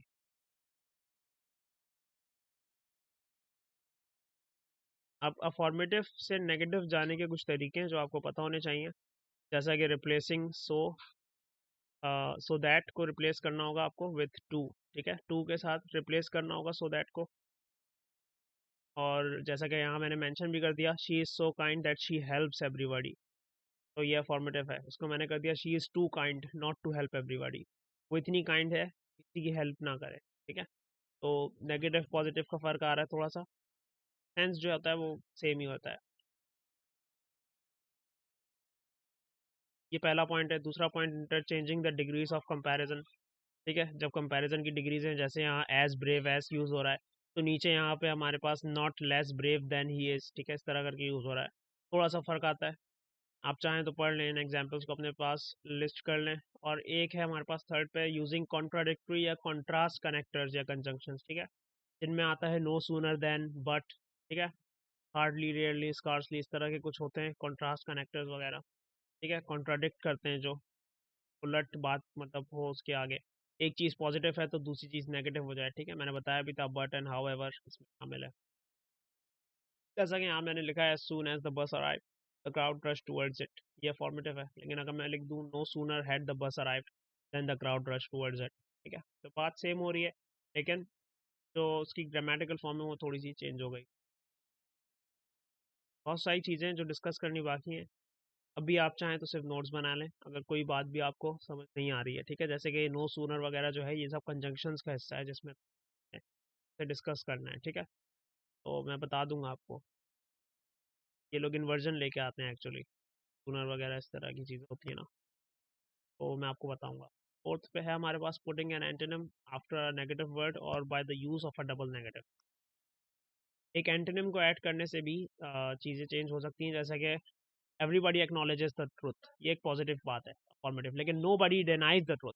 अब देखो, डिनाई जो लफ्ज़ है वो ऑलरेडी नेगेटिव है, उसको जब हमें पूरे सेंटेंस में ऐड कर देंगे तो वो तो नेगेटिव बना दिया उसने ऑलरेडी, लेकिन नो बडी को ऐड करने से डबल नेगेटिव हो गया, ठीक है, तो कभी कभी डबल नेगेटिव भी काम करता है, ये बात याद रखिएगा, ठीक है। और टू पे है हमारे पास इंटेरोगेटिव टू डिक्लेरेटिव, तो सेकंड पे जो है वो क्या है, इंटेरोगेटिव टू डिक्लेरेटिव। सॉरी, ये वीडियो थोड़ा सा वो हो रही थी बैक, तो अब आई गेस सही होगी बिल्कुल। तो यहाँ पे लिखा हुआ है देखो, थोड़े बहुत चेंजेस तुम्हें करने होंगे जब इंटेरोगेटिव से डिक्लेरेटिव में आप जाएंगे, ठीक है। वो क्या चेंजेस होंगे, जैसे कि फुल स्टॉप की जगह क्वेश्चन मार्क आएगा, बहुत सिंपल सी बच्चों वाली बात, ठीक है, सबको पता है। डिक्लेरेटिव के अंदर एक्चुअली होता ये है कि वर्ब या ऑक्सिलरी वर्ब जो होता है वो सब्जेक्ट को फॉलो करते हुए चल रहा होता है, लेकिन इंटेरोगेटिव में होता है कि वर्ब या ऑक्सिलरी वर्ब जो है वो पहले आ जाता है सब्जेक्ट से, ठीक है। जैसा कि एम आई रोहानुल हक, अगर मैं ऐसे बोलूँ तो एम जो है वो आपका यहाँ पे वर्ब के तौर पे यूज़ हो रहा है, और आई जो है वो बाद में आ रहा है सब्जेक्ट, ठीक है, तो ये बच्चों वाली बातें हैं जो पता होनी चाहिए, तो कुछ भी ऐसा खास नहीं है। अब जैसा कि यहाँ मैंने लिखा, if the sentence has a negation, negation कहते हैं कोई भी बात नेगेटिव में है अगर सेंटेंस के अंदर, तो उसको हमें रिमूव करना होगा, या फिर अगर कोई नेगेशन नहीं होगी तो उसको ऐड भी करना होगा, ठीक है, वो पता चल जाएगा। जैसे कि यहाँ लिखा हुआ है, there can be no place more comforting than home, यहाँ कोई ऐसी जगह नहीं है जो होम से ज़्यादा कंफर्टेबल हो। और मैं बोलूँ उसको सवालिया तौर पे, तो मैं इस तरह पूछूंगा, can there be a place, अब मैंने देखो नेगेशन हटा दी, नो वाला वर्ड मैंने हटा दिया, तो क्या बोल रहा हूँ मैं, can there be a place more comforting than home, क्या यहाँ कोई ऐसी जगह है जो होम से ज़्यादा कंफर्टिंग होगी, कंफर्टेबल होगी। तो बात तो दोनों में एक ही है, बस एक में सवाल पूछ रहा हूँ, एक में मैंने डायरेक्ट स्टेटमेंट बताई हुई है, ठीक है। तो ये छोटे छोटे फर्क हैं जो आपको समझने हैं सेंटेंस ट्रांसफॉर्मेशन के अंदर। एक नेगेटिव है लेकिन डिक्लेरेटिव सेंस में, और एक जगह आपके पास पॉजिटिव है लेकिन वो इंटेरोगेटिव सेंस में, ठीक है। अब आप बोलें क्या हमेशा ऐसे ही होगा, नहीं। अब ये वाला सेंटेंस देखो, isn't it bad manners not to respond to someone's email, क्या ये बैड मैनर्स नहीं है कि किसी के ईमेल को आप रिस्पॉन्ड ना करें। और नीचे मैंने लिखा है, it is bad manners not to respond to someone, और ये एक बैड मैनर्स है कि आप किसी को रिस्पॉन्ड ना करें किसी के ईमेल को। तो यहाँ थोड़ा सा उल्टा केस हो गया, क्या उल्टा केस हुआ कि आपके पास नेगेटिव में इंटेरोगेटिव आ गया, ठीक है, पहले नेगेटिव में डिक्लेरेटिव था, इस बार इंटेरोगेटिव आ गया नेगेटिव सेंस में, ठीक है, लेकिन नीचे आपके पास पॉजिटिव में डिक्लेरेटिव आ गया। अब आप में से कोई ऐसा होगा जो शायद सोच रहा हो कि भाई नेगेटिव पॉजिटिव कैसे पता कर रहे हैं आप, तो नेगेटिव पॉजिटिव देखो ना, वहाँ पे मैंने पीछे जो आपको बताया, क्या बताया कि कुछ वर्ड्स हैं जैसे कि no, not, never, no one, अगर ये वर्ड आ जाएं तो वो चीज़ नेगेटिव बन जाती है, ठीक है, तो जहाँ पे भी नो वगैरह इस तरह के वर्ड ऐड हुए हुए होंगे तो वो चीज़ ऑलरेडी नेगेटिव है, ठीक है। तो हमें नेगेटिव को देखना है, पहचानना है, और अगर ये वर्ड हट जाएंगे तो वो चीज़ पॉजिटिव है। तो फ़र्क देखिए, आप खुद ही समझ जाएंगे फिर। मेरी बातों को बस गौर से सुना करो ताकि मामलात क्लियर रहें। तो अब यहाँ पे देखिए, एक्सक्लेमेटरी टू डेक्लरेटिव की तरफ आ गए हम लोग, ठीक है, जो कि आई गेस वेरी लास्ट है। जी हाँ। तो एक्सक्लेमेटरी का सबसे पहले आपके जहन में कॉन्सेप्ट क्लियर हो, ठीक है। हमेशा व्हाट या हाउ से स्टार्ट होते हैं ये वाले सेंटेंस, और इनका जो एंड पॉइंट होता है वो एक्सक्लेमेशन मार्क होता है, ठीक है। जैसे कि मैं बोलूँ what a beautiful painting this is, क्या पेंटिंग है ये। How clever she is, how clever she is, तो यहाँ पे भी देख सकते हैं आप एक्सक्लेमेशन मार्क दोनों जगह लगे हुए हैं, ठीक है। कभी कभी एक्सक्लेमेटरी सेंटेंस जो होता है वो इंटरजेक्शन से स्टार्ट होता है। इंटरजेक्शन हम कहते हैं ये वाली चीज़ों को, alas, oh dear, hurrah, wow, my goodness, ठीक है। तो कभी कभी ऐसा भी होता है कि इंटरजेक्शन यूज़ हो जाए, ठीक है। तो ये सारे बेसिक कॉन्सेप्ट हैं जो आपको पता होने चाहिए एक्सक्लेमेटरी सेंटेंसेस से रिलेटेड, ठीक है। और अब मैं जा रहा हूँ ट्रांसफॉर्मेशन के ऊपर।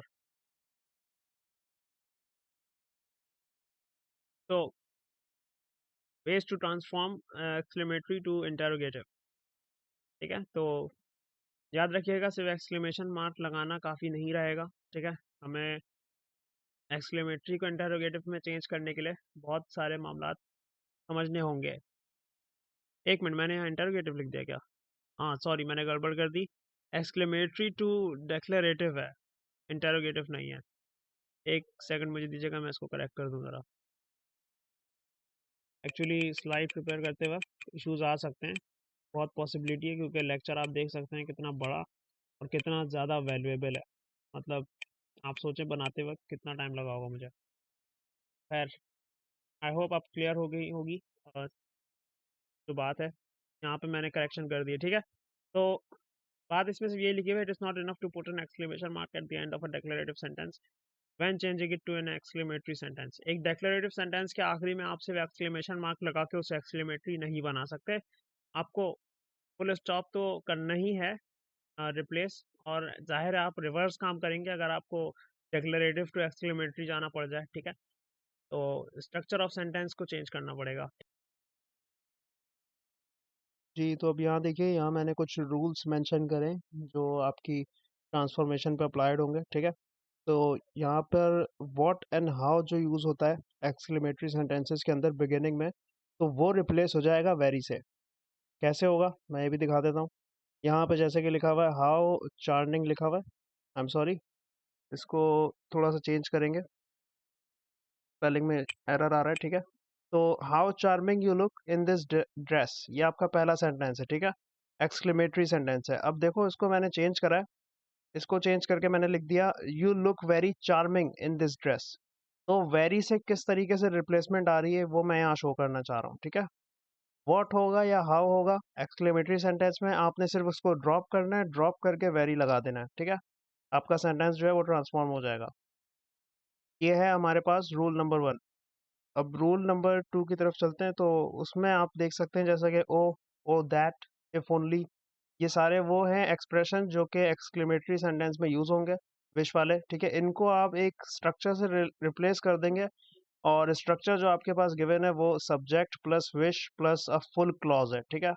मैंने यहाँ मेंशन कर दिया है। तो इसमें एज एन एग्जांपल अगर मैं आपको दूं, तो एक्सक्लेमेटरी सेंटेंस है O that I could fly, और इसका अगर मैं डिक्लेरेटिव बनाऊंगा that would be I wish I could fly, ठीक है। तो आपने देखा ये थोड़ा सा ऑप्टेटिव वाला सेंस दे रहा है क्योंकि विश की बात हो गई है। तो इसको भी थोड़ा सा ध्यान में रखिएगा, ठीक है। बाकी जो चीज़ें हैं वो मैं ऑलरेडी प्रीवियस लेक्चर में क्लियर कर चुका हूँ। अब यहाँ पे एक आखिरी रूल ये भी है कि अगर आप देखें कि कोई भी इंटरजेक्शन यूज हो रहा है, जैसा कि आलास, ओ डियर, माई गुडनेस, हुर्रे, तो उस इंटरजेक्शन का एक स्पेसिफिक इमोशन है, ठीक है। जैसा कि आलास जो होता है वो दुख शो करता है, हुर्रे जो होता है वो आपकी एक्साइटमेंट शो करता है, ठीक है, जॉयफुल वाला जो मूड होता है, ठीक है। और माई गुडनेस जो है या ओ डेयर जो है ये सरप्राइज को शो करता है। तो याद रखिएगा कि कोई भी इमोशन जो वो शो हो रहा है वो आपने डिक्लेरेटिव में मेंशन करना है, ठीक है। कैसे मेंशन करेंगे आप, मैं बता देता हूँ। जैसे कि एक वर्ड है आपके पास, alas the floods have destroyed our property, ठीक है, तो ये आपके पास एक्सक्लेमेटरी सेंटेंस है जिसके अंदर अलास जो है वो शो कर रहा है कि भाई बंदे को बहुत दुख हुआ है। लेकिन फर्ज कर लीजिए दुख आपको दिखाना नहीं है, आपको दुख दिखाना है डिक्लेरेटिव के अंदर। तो अगर आप दुख को डिक्लेरेटिव वाले सेंस के अंदर दिखाना चाहेंगे तो तब आप एक्सक्लेमेटरी को हटाएंगे, एक्सक्लेमेशन वाले मार्क को आप हटाएंगे, इंटरजेक्शन को आप ड्रॉप करेंगे और फिर आप ये काम करेंगे कि अलास की जगह आप मेंशन करेंगे it is said that the floods have destroyed our property. ठीक है, क्या करेंगे मैं रिपीट कर देता हूँ। अलास आपका इंटरजेक्शन है, इंटरजेक्शन को आप ड्रॉप करेंगे और ड्रॉप करके उस इंटरजेक्शन का इमोशन जो होगा वो आप लिख देंगे। ठीक है, जैसा कि अलास जो है वो दुख को शो करने के लिए यूज होता है, तो हम दुख वाली जगह पे लिखेंगे it is said that floods have destroyed our property. ठीक है, I hope that is clear.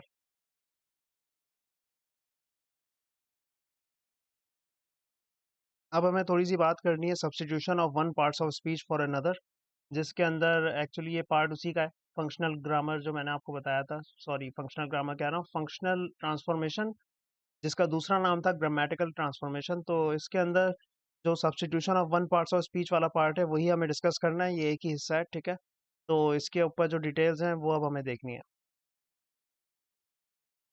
तो ये भी छोटा सा ही है, ज़्यादा बड़ा नहीं है। इसके अंदर हमें 4 चीज़ें देखनी है, ठीक है। पहले हमें देखना है सब्स्टिट्यूटिंग अ नाउन, एक नाउन को कैसे सब्स्टिट्यूट किया जाता है, जैसा कि यहाँ लिखा हुआ है she displayed her work with pride. तो यहाँ आप गौर कीजिएगा, इसको अगर मैं चेंज करूँ, she proudly displayed her work, तो याद रखिए ये प्राइड जो है ये आपका नाउन है, ठीक है। इस नाउन को मैंने रिप्लेस किया, चेंज किया किससे, प्राउडली से। प्राउडली खुद क्या है, एक एडवर्ब है। याद रखिएगा नाउन को हम सब्स्टिट्यूट किसी से भी कर सकते हैं, लेकिन सिर्फ 4 चीज़ों के अंदर सब्स्टिट्यूशन होगी, ठीक है। वो 4 चीज़ें क्या हैं, नाउन, एडवर्ब, एडजेक्टिव और वर्ब, ठीक है। अगर मैं सब्स्टिट्यूट करूंगा तो मैं इन्हीं 4 में से आपस में करूंगा, वरना मैं नहीं करूंगा। और 4 में से भी कैसे करूंगा, लाइक नाउन को मैं सिर्फ बाकी 3 से सब्स्टिट्यूट कर सकता हूँ, ठीक है, तब वो चेंज हो सकता है। भाई मैं और दिखाता हूँ ताकि आपको और क्लियर हो, जैसे कि सब्स्टिट्यूट करना है अब इस बार मुझे वर्ब को, यहाँ लिखा हुआ है these two things differ greatly, और इसको अगर मैं चेंज कर दूँ तो मैं क्या बोलूँगा, there is a great difference between these two things. बात एक ही है, ठीक है। तो यहाँ पे जो वर्ड डिफर और डिफरेंस आ रहा है, ये दोनों वर्डों में सिर्फ फंक्शनैलिटी बेसिस पे फ़र्क आ रहा है, यानी डिफर जो होता है वो वर्ब होता है, जबकि वर्ड जो डिफरेंस है वो आपके पास क्या होता है, नाउन होता है। तो देख रहे हैं आप, एक जगह मैंने नाउन को एडवर्ब में चेंज करा, एक जगह मैंने वर्ब को नाउन में चेंज कर दिया, ठीक है। तो इन्हीं के आपस में चेंजेस होते रहते हैं, ट्रांसफॉर्मेशन होती रहती है, ठीक है। तो आई hope that is all clear. अब इसी तरह यहाँ पे देखिए, आपके सामने मेंशन्ड है substituting an adjective, it is, sorry it is नहीं, he is very popular here. ये बहुत, एक लड़का हमारा है यहाँ पे जो बहुत पॉपुलर है, ठीक है। तो इसको हमने अब चेंज कर दिया, ही enjoys ग्रेट पॉपुलैरिटी हेयर। बात एक ही है, सिर्फ फंक्शनैलिटी डिफरेंट हो गई, किसकी, वर्ड, यहाँ पे जो वर्ड है वो पॉपुलर है, ठीक है, जिसकी फंक्शनैलिटी चेंज हो गई। एक जगह वो एडजेक्टिव है तो दूसरी जगह वो नाउन है, ठीक है। पॉपुलैरिटी नाउन होता है लेकिन पॉपुलर होना एडजेक्टिव है। अब इसी तरह एक सब्स्टिट्यूट करना है मैं हमें एडवर्ब को भी, तो ही लिव्स लग्जरियसली, ठीक है। लग्जरियसली जो है जाहिर है वही आपका यहाँ पे एडवर्ब है, जिसको हमने चेंज किया, ही लिव्स इन लग्जरी। वो लग्जरी में रहता है और वो लग्जूरियस तरीके से रहता है, दोनों दोनों बातें एक हैं, लेकिन फंक्शनैलिटी बेसिस पे फ़र्क आ रहा है। लग्जरियसली आपका एडवर्ब है, जबकि लग्जरी जो है वो आपका नाउन है, ठीक है। तो आई होप आपको आज बहुत मज़ा आया होगा, ठीक है। ये टॉपिक आपका कवर हो गया है पूरा, ठीक है। हमने बहुत सारी बातें की, हमने पहले सेंटेंस कंप्लीशन को कवर किया, फिर हमने सेंटेंस करेक्शन को देखा, फिर हमने सेंटेंस इम्प्रूवमेंट को भी देखा, एंड फाइनली हमने सेंटेंस ट्रांसफॉर्मेशन को भी कवर किया, ठीक है। इन सारी चीज़ों को मिलाकर हम कंसिडर करते हैं कि these are all sentence patterns, ठीक है। ये वो पैटर्न्स हैं जिसके थ्रू एग्जामिनर जो है वो आपको तंग करता है, खेलता है, ठीक है। मैंने आज बहुत बड़ा सीक्रेट जो है वो रिवील किया है, और इस तरह का कंटेंट या इस तरह की जो लर्निंग लेक्चर वीडियो होती है वो आपको नहीं मिलेगी, क्योंकि लोग इसको सॉल्व भी कराते हैं एक हद तक, प्रैक्टिस भी इसकी करा देते हैं, लेकिन कभी भी स्टूडेंट्स को समझाते नहीं हैं, ठीक है। तो मैं आपका दर्द समझ सकता हूँ यहाँ पे, ठीक है, मैं आपकी ये वाली प्रॉब्लम समझ सकता हूँ, और इसी को सोचते हुए मैंने एक लंबा लेक्चर डिज़ाइन किया। बहुत सारे लोग सिर्फ यही बात सोच के रो रहे होते हैं कि भाई 2 घंटे का लेक्चर है, 3 घंटे का लेक्चर है, बट मेरे अकॉर्डिंग एक बंदे को अगर एक अच्छी चीज़ मिल रही है जिससे उसके मसले हल हो रहे हैं, तो घंटे मैटर नहीं करते, मेरा नहीं ख्याल, ठीक है। बट मैं भी बहुत ख्याल से चीज़ें देखता हूँ, ठीक है, जो आपके लिए आसानी हो, जैसे कि ऑडियो वगैरह चीज़ें, वीडियो, स्लाइड्स, ठीक है, इस तरह की क्रिएट करने की कोशिश करता हूँ कि आपको चीज़ें बहुत क्लियर समझ में आना स्टार्ट हो जाएँ, ठीक है। तो यहीं तक था आज का पूरा कंप्लीट टॉपिक। कहीं से कुछ भी प्रॉब्लम हो मैं फिर मेंशन कर देता हूँ कि मेरी जो फेसबुक आईडी है और मेरा जो इंस्टाग्राम अकाउंट बिजनेस वाला, ठीक है, वो दोनों मेंशन्ड है चैनल के बायो के अंदर, तो आप वहाँ से एक्सेस करके मुझे मैसेज कर सकते हैं। मैं बिल्कुल अवेलेबल हूँ, मैं आपकी बहुत मदद करूँगा, ठीक है, मैं अपनी पूरी कोशिश करूँगा, ठीक है। तब तक के लिए कुछ भी खास नहीं है। Stay humble and stay confident. और बाकी आप प्लीज़ एक काम करिएगा, अगर मेरे लिए करना चाहते हैं, वो ये कि अपने दोस्तों को इस चैनल पर और कम्युनिटी पर ज़रूर इनवाइट कीजिएगा, ठीक है। नीचे लिंक गिवन है चैनल कम्युनिटी की, आप अगर जॉइनेड नहीं है तो वहाँ ज्वाइन करें, ताकि जितनी मैं रिसोर्सेज फ्री देता रहता हूँ स्टूडेंट्स को, तो वो आपको भी मिल सके, ठीक है। तो see you next time, next week. Stay humble and is English with Rohan.